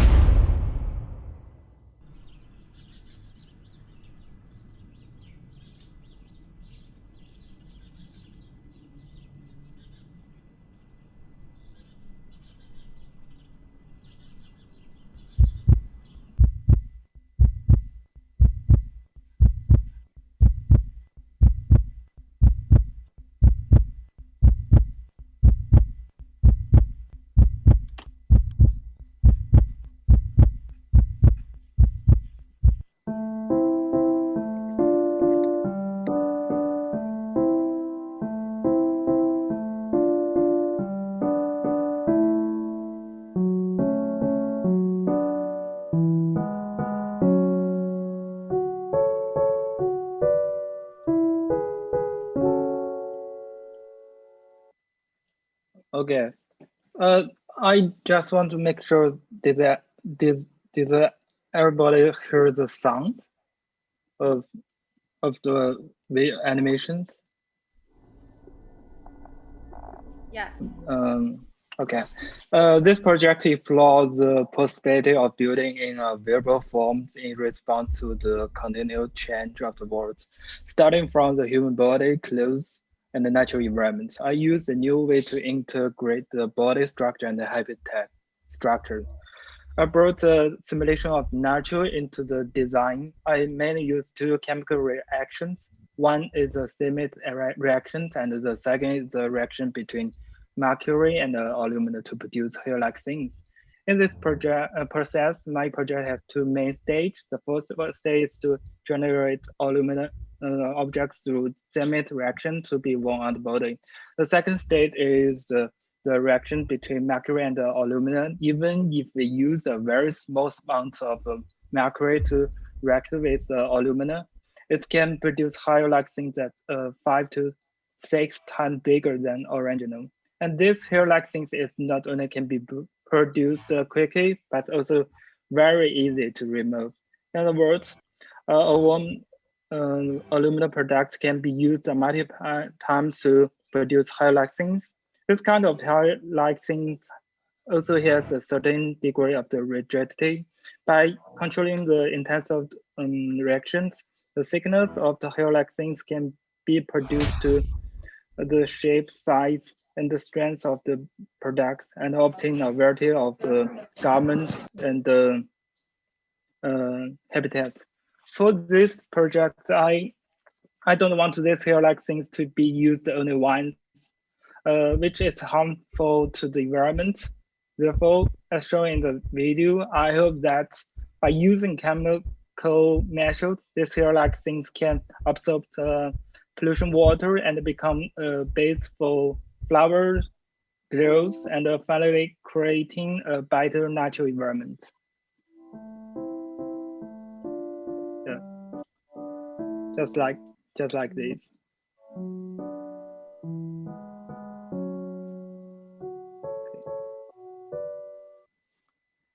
Okay, let me stop sharing.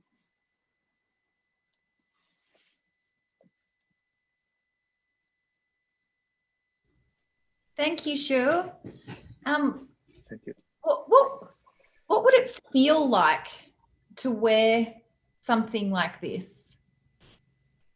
What? I don't know, but if someone wears the thing like this, it can be look like the science fictions. Maybe in the future people will look like this, I think. So I like that you say it feels like science fiction, that's what it would feel like. Because would it be like a constant alchemical process of these two matters coming together and transforming into this kind of magical membrane? Or would it reach a point where it's hard or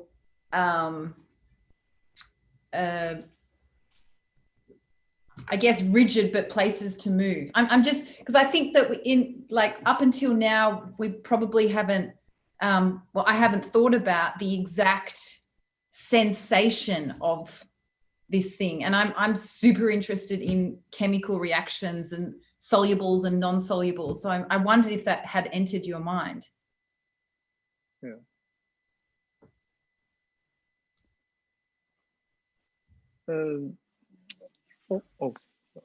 For me, I think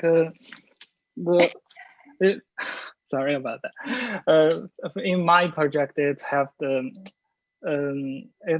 contrast between two different materials, and even in the hair-like things, it's have the kind of the rigidity. It's by controlling the valence of the reactions, it can form the thinner hair or thicker hair. Thicker hair, it can be used as the structure of the like tent habitats or clothing. Yeah. So you're kind of wearing the finished transformation of the two materials coming together. Yeah. Got it. I wish in the final scene, I would love to have seen when it sort of touches down into that landscape, if it had a chemical reaction as well with the landscape. And suddenly, you know, that it would sort of percolate like at the base of where it's touching down. I think that'd be really amazing, because then it sort of makes this loop between body, wearable, and environment. And you're not sure like where does one end and the next one begin. And they're all sort of, you know, engaging in these chemical reactions. So I think that would be a great kind of ending. But yeah, really beautiful. Thank you. Yeah, for me, the interesting part is the shift of the authorship. So, you know, with fashion or you know, any kind of apparel, there's usually a designer that designs the piece, and then, you know, there's a customer that buys the piece. In your case, you're eliminating the designer completely, and you're kind of replacing it with a kind of material system that kind of creates itself based on, you know, the kind of chemical reactions. And the outcome really is probably custom and random to a degree. And obviously there, through that process, everyone that puts on these chemicals and these materials has their own kind of like device, aesthetic, and so on. And I think that's the interesting part, that you're really going against the notion that there's always this kind of top down, the designer creates, and then there's a consumer base.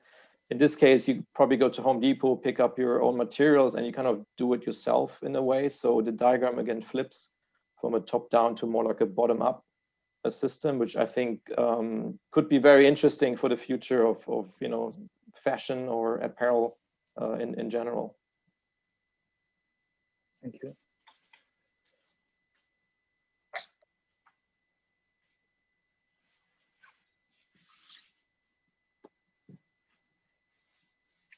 Okay, sure. Good job. Thank you. Thank you very much. Thank you. Good semester. So let's move on to the next one, Joy. All right, up next we have Borja.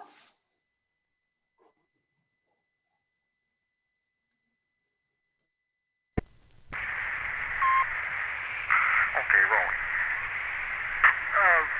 Launch vehicle, this is mission control. Prepare to go down the flight loop check of emergency onboard ready equipment. Over. All set here, ready for checklist, data 7. Roger, we copy that. Checklist beginning now, 5 minutes and counting.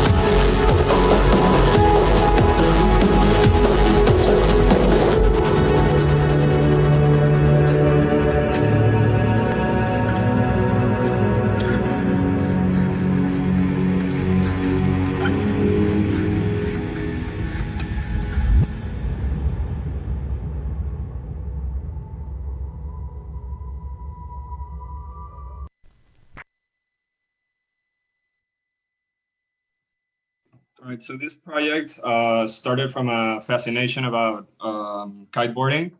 And the main idea was to, using existing high performance kiteboarding technology, developing an easily deployable shelter that is super lightweight and waterproof, and it's still capable of withstanding extreme winds. And maybe even in the future, also as a side project, maybe the existence of a repurposing program of kites that eventually get decommissioned because of all that tear and wear that they go through from kiteboarding, which is, you know, the salty water, the extreme wind with the abrasive sand flowing around. And maybe creating sort of like a disaster relief program by repurposing these kites, and maybe helping people that go under maybe floodings and tornadoes, hurricanes, that kind of thing. Yeah.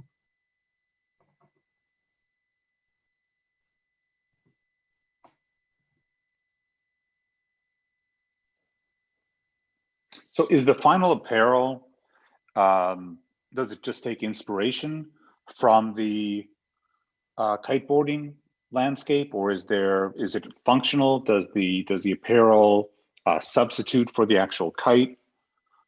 Talk a little bit about purpose. Yeah, so the apparel that you saw at the end is the shelter itself, wrapped around the body. And then when you get to, since it's waterproof and all that, like the idea was to use it sort of like as a poncho / raincoat. And then whenever you get to a spot where you want to sort of like crash for a couple days, you take it off and then you inflate the strut, which comes from the kite, and then you set it up as the tent. Great, thank you.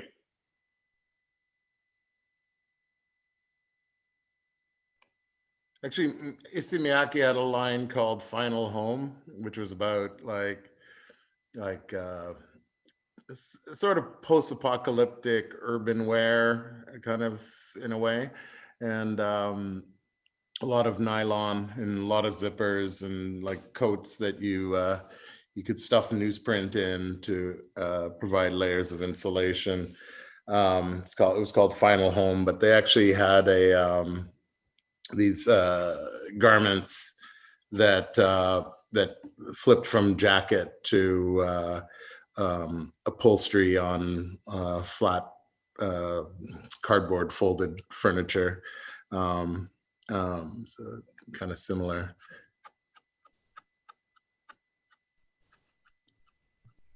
So Borja, I was glad that when you talked at the end, when you explained the disaster relief aspect, because I wouldn't have understood that. So I think in terms of the narrative, maybe somehow you like connecting the pieces a little bit better would be helpful, because I was like the scene in the beginning where it sounds like, mission control. And I was wondering, okay, are we looking at weather patterns? I mean, I thought that was really nice the way it went from like this sort of furry thing, which maybe is, we're looking at some animal or something someone's wearing or fur. And then it becomes sort of like a map of weather and its vectors. So I really like that transition, but then it was a bit abrupt when suddenly it goes to the kite surfing. And then I didn't really understand that aspect of like how these deployable units could be used. So maybe there would be like a scene that could somehow tie all of those aspects together. Because at the end, again, when the figure is standing in the garment by the fire, I didn't understand that was the same garment that is the shelter. And it might just be how it's presented, or it just almost the tectonics, I would say, seemed a little different in the garment as it's being worn on the body and the ones that were shown in the sand.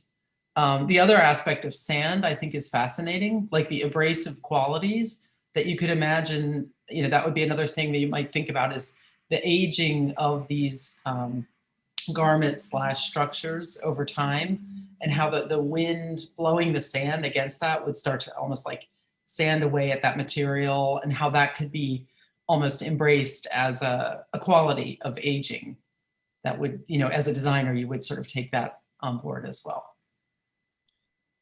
To me, it's interesting that, kiteboarding is in many respects an analog to a lot of the projects we've seen so far today, in terms of kind of creating a kind of thought bubble, or imagining a kind of thought bubble that could pull the human form in unforeseen ways or directions. So I like the project just for its kind of odd directness that way. Like in the genre spectrum of the studio, this is the documentary. I think actually there are, and I have to say, I've wanted to learn to kiteboard for a while and haven't gotten around to it. But one of the things that actually has been daunting to me about kiteboarding is actually the fashion of it, that you step into these kind of high-tech galoshes. It's sort of like if you were going fly fishing and you wore galoshes up to here, it's the same basic line, but you're strapped into something that now has this harness that connects to the kite. And just the forces in play on the human body in order to kiteboard, and the way those get translated between the edge of the kiteboard slicing through the water and the wind filling the sail. The hydro and aerodynamics of kiteboarding are super compelling, and I think you're alluding to them a bit as you started to kind of spin possibilities out of this, but I think there's more there to tap. I think being the documentary, just briefly, sorry, being the documentary of today as well. It's the project I think that we've seen today that it really addresses the current. It's not a future project. It's about now, and it's about material reuse. So you have this recreational sport that produces this kites that can no longer be used, and you're proposing in response to human disasters that are very real today, a reuse for these kites. And so it's like now you've like most projects, you've created the advertising trailer, but it's like, I want to see the drawings. But I guess that's not it's not part of the brief. But I like the project a lot too, and its direct applicability to some of the realities that we're dealing with right now. I liked hearing decommissioning in the realm of kite surfing. I haven't heard that before. And I appreciated, I mean, I'm assuming it's like an Australian surf monk at the end, because you're covering, like in the map in the beginning, you had the Northern Territory and Brisbane. Vulcan, you said before, like sometimes you turn things upside down or you play things back to front. I wonder if, if you were to build this kite with the purpose of it being on the body first, and that pattern was then unfolded to become a kite, whether it would still fly or whether it would bring about some new innovation that hadn't been realized before, purely by looking at it from a very different angle. But I mean, we've talked about this before. I really appreciate the disruption of a market that, have very passionate customers. So it's great. Thank you.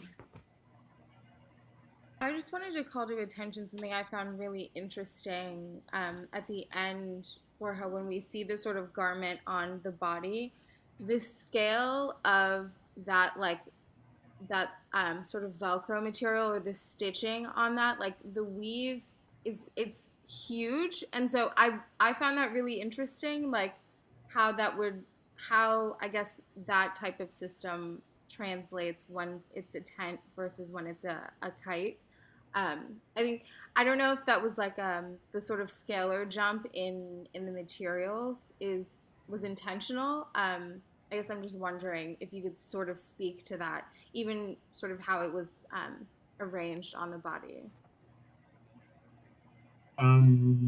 No, the scale is the same. It's just the straps. When you're holding up the tent, maybe they're like, I don't know, like 2 feet long or something. So like they're like huge straps that are like holding up the tent towards the what's it called, the structure. But as you said, like when you put it in context with the body, it looks like huge, right? But when you see it in the tent, it looks like very small. But it's meant to be sort of like the same scale. Borja, it's John. It's a great project. I can't help but think of the juxtapositioning of the duality of the opening and the scene, the astronauts, the wind graphs, and sort of the isolation of the kiteboarder. And then I think about the notion of the wind. In this case, it's playful. It's something that you're using to find joy. And then all of a sudden you plunk yourself into this desert, and that weather phenomena which gave you joy is now your villain. And so you flip the thing upside down. So it goes from this luxurious playfulness to this survival necessity. And I wonder if you couldn't have pulled those two things even further apart and then connected them with your solution, which it has a transformative metamorphosis, if you will, that the butterfly, or the worm becomes the butterfly. Thank you. Yeah, I think I agree. There's a lot of promise in the premise that you're presenting, which for me it's about cross programming or something plus X, so repurposing of things. I think we see this in many disciplines, you know, in architecture, obviously with buildings that, like the Hagia Sophia that used to be a church, then a mosque, then a museum, then a mosque again. We see this in like other places like London, you know, in engineer-based buildings that are now museums, for instance, like the Turbine Hall. But also like in popular culture, like I recall the scene in Gone with the Wind, where Scarlett O'Hara needs to find a dress during the middle of the war, and then she repurposes the green curtain that's hanging on the window and makes a dress out of this, right? So for me, it's definitely like I understand the why. Maybe a bit what might need a bit more development is the how. And I'm saying this because, you know, we are here in Oregon, and this is a huge community of outdoor people that like to go hiking and camping, and which brings back one of the, I don't know, Kipnis said once, the best thing about camping is the way back. But those folks are really serious about it, and they take it really serious, and they like their technology. So when they buy a tent, when they buy something that they need to carry over many, many days, it needs to be optimized, right? So that it's really highly developed. And I think this is something that could help in this project, where you start to really think about the engineering of things, to help us understand really the how you're thinking about it, and then not just the how, but what does it produce as maybe an effect, and how can we look at it maybe from a different point of view. That was a great comment, Borja. Borja, thank you. We're going to move to the next one. Thank you. Good job, Borja. Thank you all for your comments. All right, up next we have Mauricio. We had two more, Mauricio and one more, and everybody. And Nick. Yep. Yeah, Mauricio and Nick, and that's it. But I'm already drinking. It's more than 5 o'clock. So I encourage everybody to do the same if you feel like. So buen provecho. No. Can you all see that?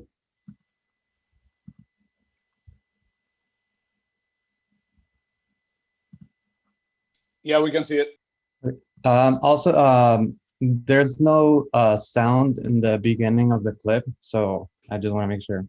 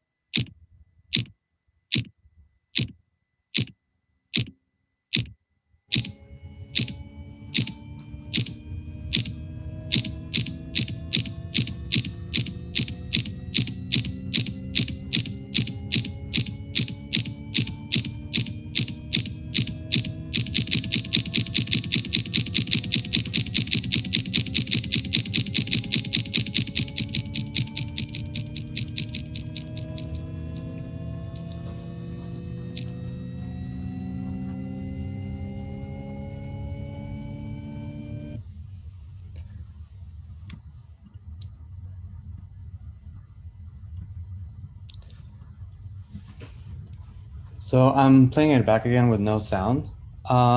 So one of the things that I wanted to work on in this project and this idea of wearable architecture in general was the relationship of existing interiors to the garment itself.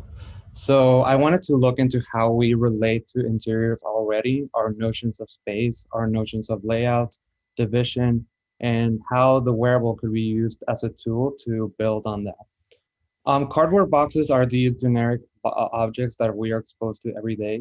It speaks to our mindset as consumers and our need to keep accumulating more and more stuff in our homes, especially in the time of COVID with people receiving more and more boxes. How can we adapt the idea of the container to the body, which in turn can be adapted to the interior? Rugs already have a relationship to the human body and interiors, and because they help create boundaries of space, they have a clear delineation and they claim territory. These two objects together can help us restart to imagine our relationship and to our interiors. If we are to accumulate more and more garments, the interior can start to change. We start to create a spatial closet of garments that together create a new space. The bedroom is no longer the bedroom. The living room is no longer the living room. Our ideas of space are no longer true, and it kind of becomes adaptive to the environment. Like our need to keep on consuming more products, this interior is a never-ending process.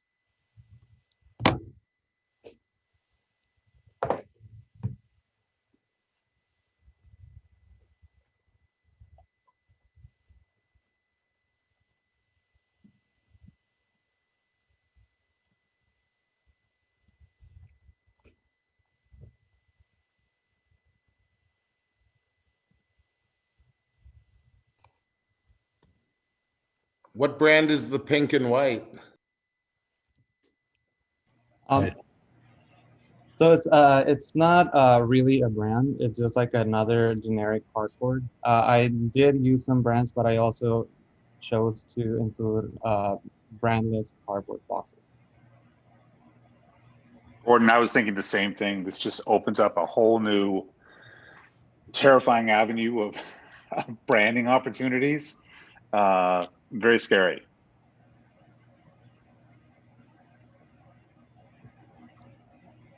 But it's like positive hoarding.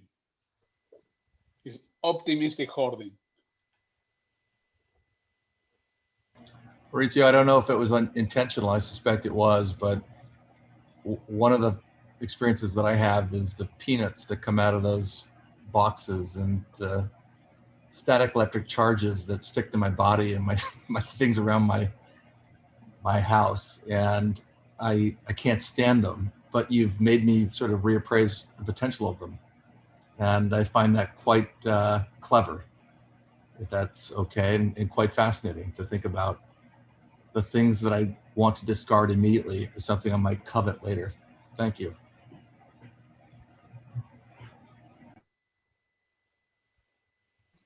Yeah, I really appreciated the sense of, you said endlessness. And I really felt that like this interior is just filling, and it was so beautiful, but also like there's a certain critique of, you know, the consumer and these boxes and just the sound of the thud, like the boxes hitting the front porch or whatever, like, and the relentlessness of that and the way in which suddenly, you know, all that attendant material that, you know, the object that arrives that you need and you can't shop for because of COVID. And so suddenly you're ordering things and you sort of become horrified in a way. And I think you managed to flip that and say, okay, these could become these kind of blankets, textiles, liners for the interior, clothing. I mean, one thing I missed a little bit was the bodiness, not that you needed like a human figure, but I think the domestic objects that you showed, plates and tables and chairs, and were, you know, really like well placed and everything. But I think it might have been an idea to begin to give them a little bit of bodily presence. And so the plate might not just be this perfectly round dinner plate, but maybe there are aspects of it where you're not sure, like, is this part of a body or not? Much like the second project that we saw today, where I think I was saying, you know, it looked like the body was distributed throughout the environment. In your case, the domestic interior could take on qualities of bodies. And that might just take a little tweaking, but I really love the aesthetic qualities of the materials that you're showing. I wonder if when the box arrives, when John peers into the box and he's like, oh, more of those peanuts, whether there's like another envelope in there that allows you to dye or transform or glue or weld this thing so you can do it yourself. You know, it's like another interior object that you, like the receipt or something. It's a nice execution. I like the matte-ness of it. I would get the DHL ones just in case. Mauricio, I want to commend you on a great project. I feel like you've taken it so far from where it was at midterm. I love that you incorporated different brands. I actually sent the cover of the New Yorker from a few weeks ago that those shots of the interior reminded me of. So Marcelin touched on it. It's sort of like COVID hoarding and your sort of apartment being filled and inundated with all of these like objects. There's something really relatable to it. I'm like staring at a pile of boxes that are in my living room, like hoping they don't explode and turn into these like carpet like garments. I do agree though with the point that there is a sort of body missing, right? Like it starts, I mean, we understand it towards the beginning, and then at the end it almost turns into like a garment for your house and not like in a garment for the space, not like a person. And I guess I'm wondering like where or why you sort of made that decision in showing it that way rather than you know, maybe multiple people wearing this type of thing.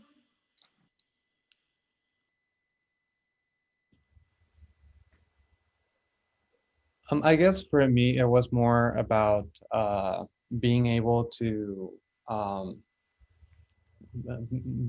walk into any interior space and kind of start building on and piling on to create a new interior.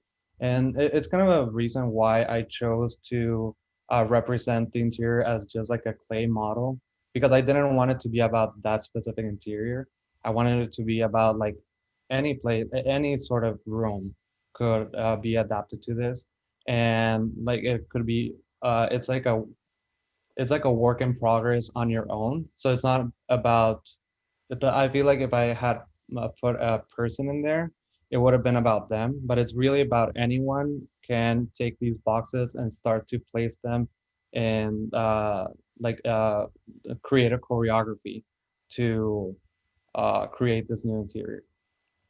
Yeah, and I think what I really appreciate is the fact that of all the projects we've seen today that relate to space, they all seem to like create space from the garment, whereas I feel like your project is doing like sort of modifying existing space, and we haven't seen that up until this point. So great. Thank you. Were those styrofoam peanuts? Is that what they are? The other ingredient besides the boxes? I was thinking it was more like a rug, like a shag rug or something, but it could be, yeah. But it doesn't, which doesn't really ship as packing material, right? Yeah, no. No.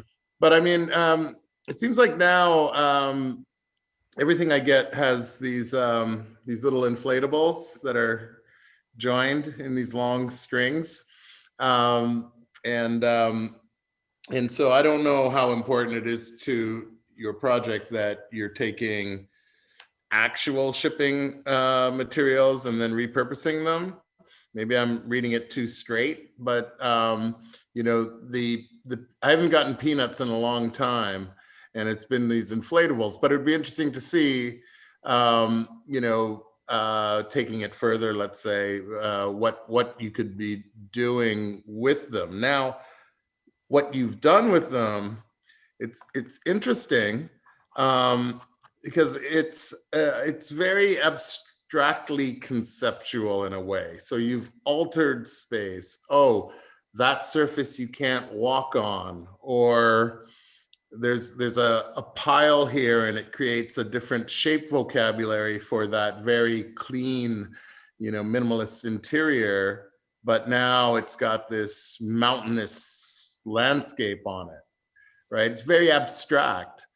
It would be interesting to see, you know, if you could actually make it like, so you've proven it through, you know, this exercise that you can alter space, but now, you know, taking it a step further, how can you make it useful, intentional, purposeful in the alteration of space, or in the garment, right? Like, how do you transform an inflatable pouch or a cardboard box into something that, you know, might be different, but we actually would wear?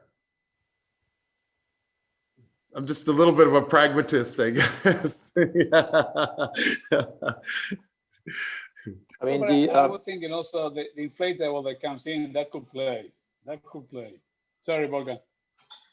No, I just want to say that what was really fascinating was the ending of your movie, because for me, it was all about humor in the beginning, and then once the light turned off, but the sound continued, the suspense just kept on rising, because, and I think the word terror was mentioned earlier, I just kept on imagining boxes and boxes of things arriving, and it's just going to get more and more and more. And I want these things to be not a shaggy carpet, but these, like, you know, like styrofoam things, for a couple of reasons. Because I think that you're dealing here with, you know, the ready-made, which of course, if you go back in art history, is something that, you know, like Deschamps used, you know, for his urinal, but, you know, he puts it in the context of a museum and suddenly he calls it a fountain.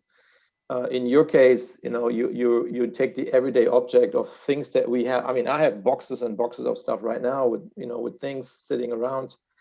So we can all really engage with that. And if you just think about the context of that box in that space versus the box maybe outside, outdoors, it's a whole different reading of the object. And then it's all about, you know, quantity, right? So you can imagine these things just start to populate and create really this new kind of landscape that you can start to engage with. And I really like the fact that you have these kind of color blocking of the shacks. But if you think about, these things are actually these styrofoam things, how the colors would start to really mix up and start to create this really new kind of color palette. So that for me is the interesting part. Initially, I thought that the work is very much like Kurt Schwitter's Märzbau, which he just kept on adding and adding and adding to the interior. But in your case, and he kind of occupies the ceiling, in your case, really, it grows from the bottom up. Of course, there's gravity involved there. So it's kind of the opposite of the Märzbau, but really fascinating project, because again, it kind of triggers so many kind of thoughts and possibilities. Just briefly running with your ready-made, Vulcan, and Duchamp, I'm going to push it forward 50 years, and it's Achille Castiglione, right, with the actual functional appropriation of everyday objects to produce furniture, not necessarily comfortable, but still functional. And then and so, you know, the project now resides as a Duchamp, in that, you know, he calls it a fountain, but you can't really use it as a fountain. I mean, it really doesn't have a functional purpose. And I guess that's where, you know, I was hoping to push, you know, your next stages into something that actually is usable. Thank you, Mauricio. Let's move on to the last one, so Nick can still have a good body of critics. Thank we you, know we're everyone. losing everybody. Zoom out. I know the feeling, but we have still a great quorum. So Nick, take it away.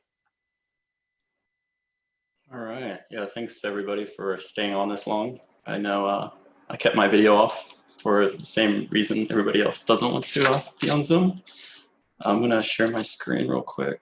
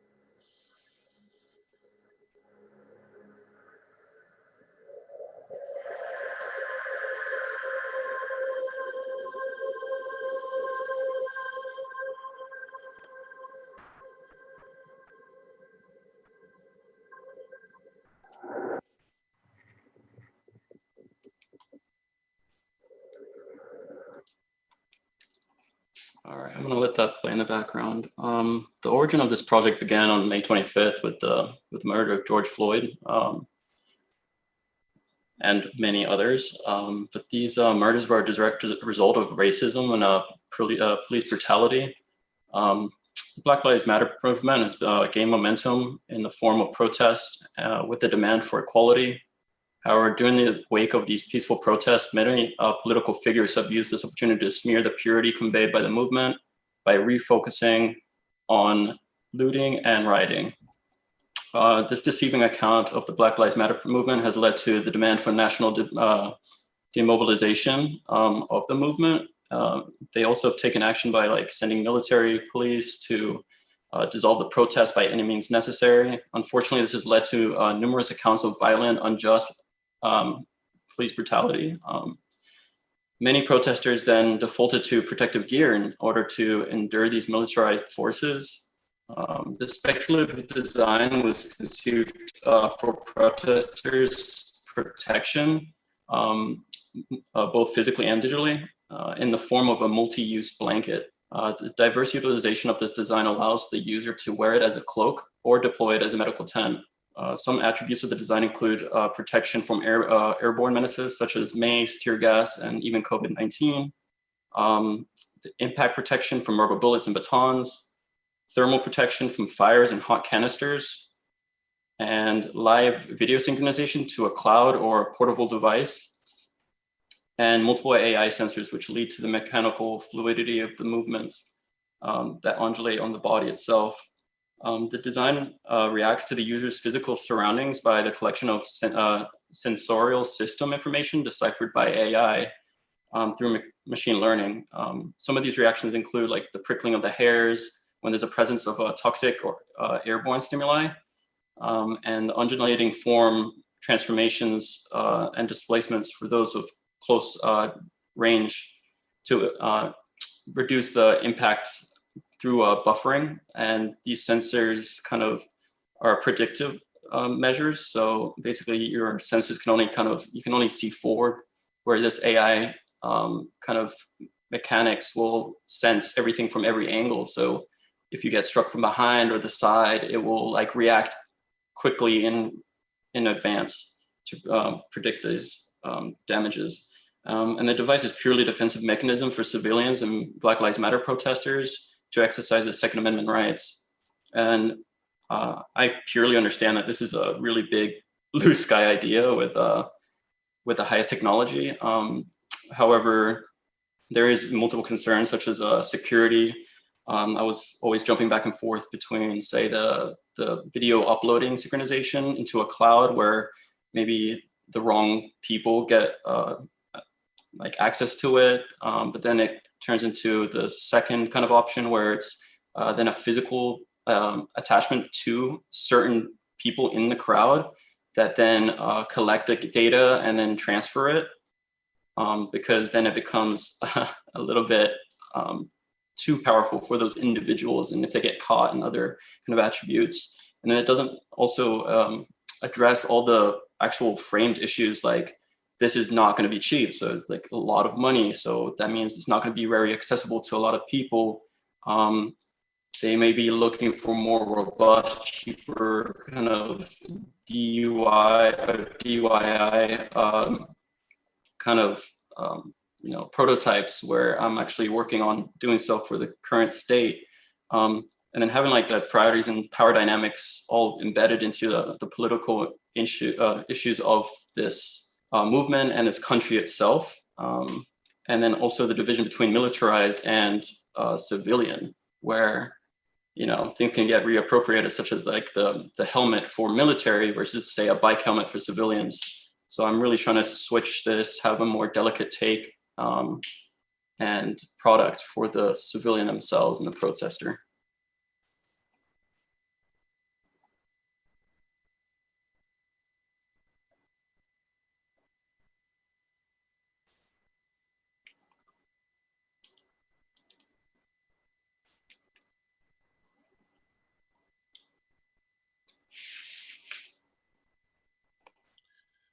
Nice. I like it. One of the first things that came to mind, you sort of addressed later in your project, and that is the AI aspect, where what comes to mind, as you pointed out immediately, is like, where's that information going?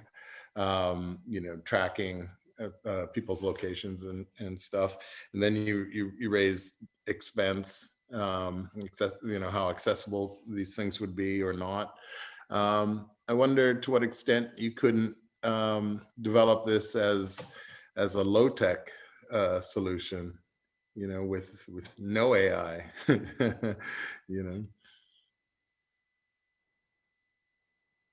Yeah, absolutely. I actually have a lot of research in existing technologies that I'm trying to combine currently without that kind of advanced technology. So whether it just be the new technologies of fabric that is available, or there's certain ones that are windproof, waterproof, and fireproof that are already on the market and actually getting more and more affordable every day. And then kind of just like, if that alone would be more than sufficient kind of protection, where you can cover someone else, you can cover yourself, you can cover someone that's already injured and stuff like that, where it's very like dynamic, fluid, even modular, where at the seams of my blue sky idea would be like magnetic, and they would actually transfer information that way as well. And a quick question, what is the story behind like punk rockers wearing spikes on their garments? They're supposed to be hairs more so than spikes. They just kind of prickle, almost like when you get a chill. I just wanted to kind of expand the human sensory system due to those memes, but you're right about the spikes. I couldn't stop. Well, I mean, I think there's probably a story behind, the spikes and the dog collars with the spikes on them. That's, the studded spikes on the jackets. There's probably some kind of narrative behind why that became a kind of part of the uniform. And I guess lastly, and related, when you said you said something about how this would not be used, or this would strictly be used as a defensive tool or garment. But what came to mind, maybe I think in this country, there's this notion of self-defense. and taking your spiked blanket and protecting yourself. I don't know that you should be so timid about it. Are you friends with Rob, who is in my studio? I'm not sure. Rob that went to SCI-Arc? Yeah. This semester he's listening. He's in. Oh yeah, absolutely. He was my AT for last semester, or TA. Okay, because his project is like in your territory as well, but he had no hesitation to work into his project a kind of offensive element to it. And so anyway, I wonder if you could speak to just the fact that you don't want your piece to be used in a sort of offensive or aggressive way, purely defensive. Yeah, well, it's a pretty naive and innocent kind of approach, just because, just like the nuclear bomb, it was kind of generated for like power usage and the increased productivity and unification and all this stuff for the world. Of course, as soon as it get militarized, it did the complete opposite, right? And there's no way in hell where this wouldn't be utilized in the opposite direction. I just wanted to come with this approach where it's specifically for the civilian itself. And whether it just be the aesthetic itself, where it's kind of looks more delicate and elegant in that way, as opposed to say something more aggressive looking, because everything's also political. So as soon as you put something that looks more aggressive, people are going to start putting all these attributes and names and nicknames to it, as opposed to say something, even if it's just a flower, people are going to say negative things about it. So it's a little bit of a naive kind of approach. One of the oddly persistent fashion tendencies of the 2000s that really wasn't fashionable before the 2000s is camo. Before 2000, every once in a while you'd see somebody wearing camo, and the association was usually, were they old enough to have been in Vietnam? Like, it was really, it immediately signified former service in the armed forces, and only that. Since then, since somewhere in the 90s, early 2000s, camo has become ubiquitous. It's obviously no longer most of the time designed to blend into any surroundings, and that whole initial, ambition of camouflage has been set aside. But as I look at your project and I think about the kind of telltale moments of the last 20 years, starting with the various Gulf War, like leapfrogging dubiously the Gulf Wars, Occupy, and Black Lives Matter, and I'm confident I'm missing some important chapters there. The degree to which camouflage has been a kind of common ground of resistance fashion in these 2 decades is interesting to me. And I thought your play on topographical mapping as an allusion to camouflage without actually indulging in the kind of mislegibility of digital camouflage, which is more often what we've seen in these 20 years, was a really kind of savvy first step, as just, in terms of kind of creating a ground for new speculation on a kind of fashion of protest, or of simply a plausible mode of helping people, agitprop, really, more than fashion.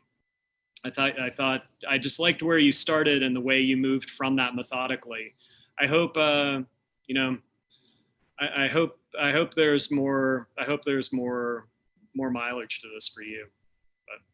Yeah, I agree with that, because also like the research and development, who has that power and who has the money and who has the resources, and that really kind of can go one of the two ways, or maybe in between.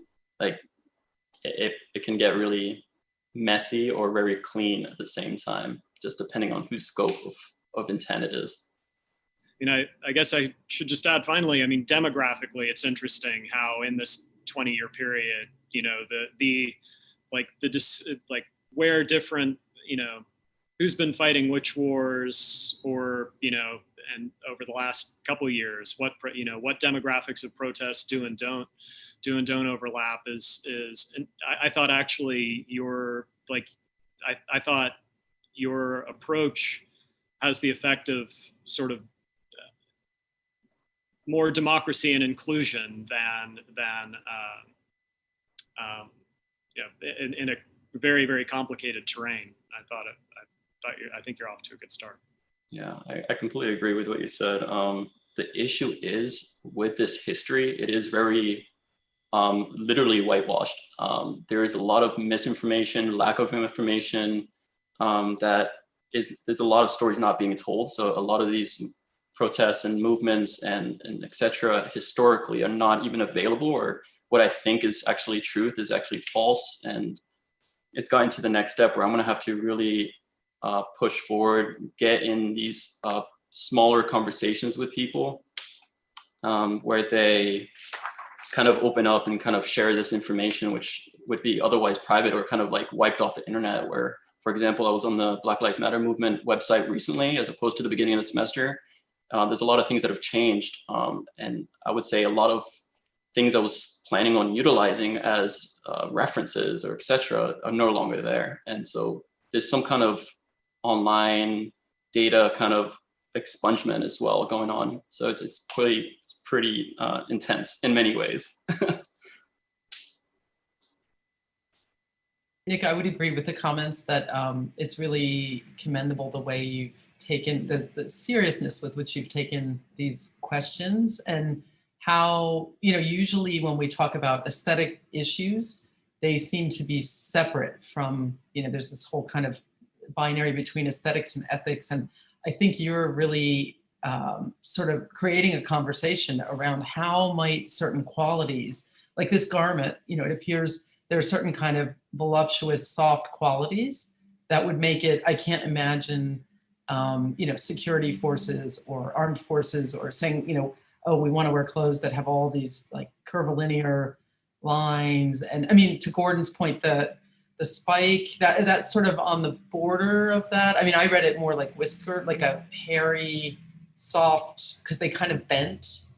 And so in a way, I think the aesthetic that you're promoting might be something where there's like a stealthy quality to who might find this garment desirable. And then suddenly the surprise of like, it contains all of these defensive pockets. Like I think when the shoulders started to bulge out and it got thick and maybe inflated, and it was kind of like there's still a very clear aesthetic to the project, but it's also a resistant object. And so I found that kind of fascinating, the way that both of those are combined in the project. Great work. Thank you so much.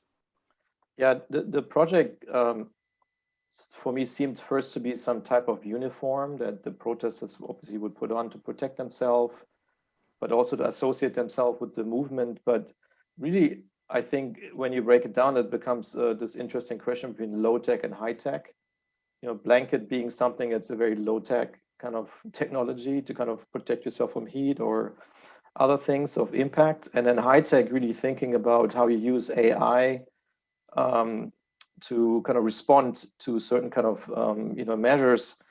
And actually AI is something that it has been a device that's already been considered as facial recognition systems and so on. It's actually banned here in Oregon. In Portland is one of the cities that there's a lot of kind of protests happening during these movements and are still happening.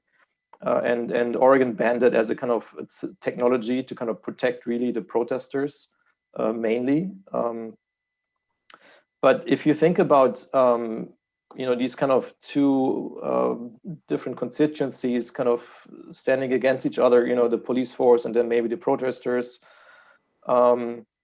it's almost like the police or whoever is standing opposing to these have the higher technology. If you think about, most patents are really coming from the military or coming from NASA. I mean, these are institutions that have heavy investments into the development of innovation. So I really like the fact that the other side now has also an opportunity to develop some of these technologies and include some of that innovation that's existing into their game. And I think it takes it really to another level. If you think about the Women's March, you know, like the pink hats that the protesters were wearing, that was something that was actually developed by a couple of students at the Harvard Grad School of Design. They came up with this design, and the hat was really an iconic kind of piece that, you know, you would kind of wear to associate with the system or with the movement or with the ideology. And there's many other kind of references where objects become kind of an icon or a symbol of a movement or an ideology. So there's really something interesting here, and I think it's this kind of game between the low tech and high tech, where the friction starts to happen. And, you know, I don't know who's going to win of those, but it's interesting to start thinking about how we can combine those two systems. Yeah, absolutely. Nick, it's such high resolution, just what you've made. I wouldn't even know how you do that, but I just want to commend you on that. I put an image in the chat of an example of Vienna actionism, and they kind of create non-violent and violent performances of art to protest. And I recently came across it. And I guess I always like thinking about the byproducts of something that come about from a project like this. And there is a startup, I think it's a Dutch startup called Offshore, SURE, and it's a new bank that is aggregating public money, people who want to invest, and everyone is investing offshore as a kind of revolt and a way of trying to change the system. So it's, yeah, I mean, first of all, just to hear you say how the information gets expunged and what is the truth is just insane. But then I'm curious, you know, if a project like this came about where you're kind of extending the senses of the body through these whiskers or hairs, yeah, what other things would come about it? I guess I'm interested in those kinds of byproducts. It's really great. I saw your project just before midterm, and you also had these beautiful gold animations. So well done. Thank you so much. Well, thank you. I think we come to an end. Thank you, Nick. Thank you for sticking to the idea that you were trying to work. I think it came through. So good job. Let me thank the jury, the heroes that stay until the end. Everybody else who joined us. I think it has been, for me, a fascinating conversation to hear. We were exploring, as I said, a territory that we haven't done in the studio. It's still a lot of questions to unravel, certain topics to keep thinking about it. So I really appreciate all of you.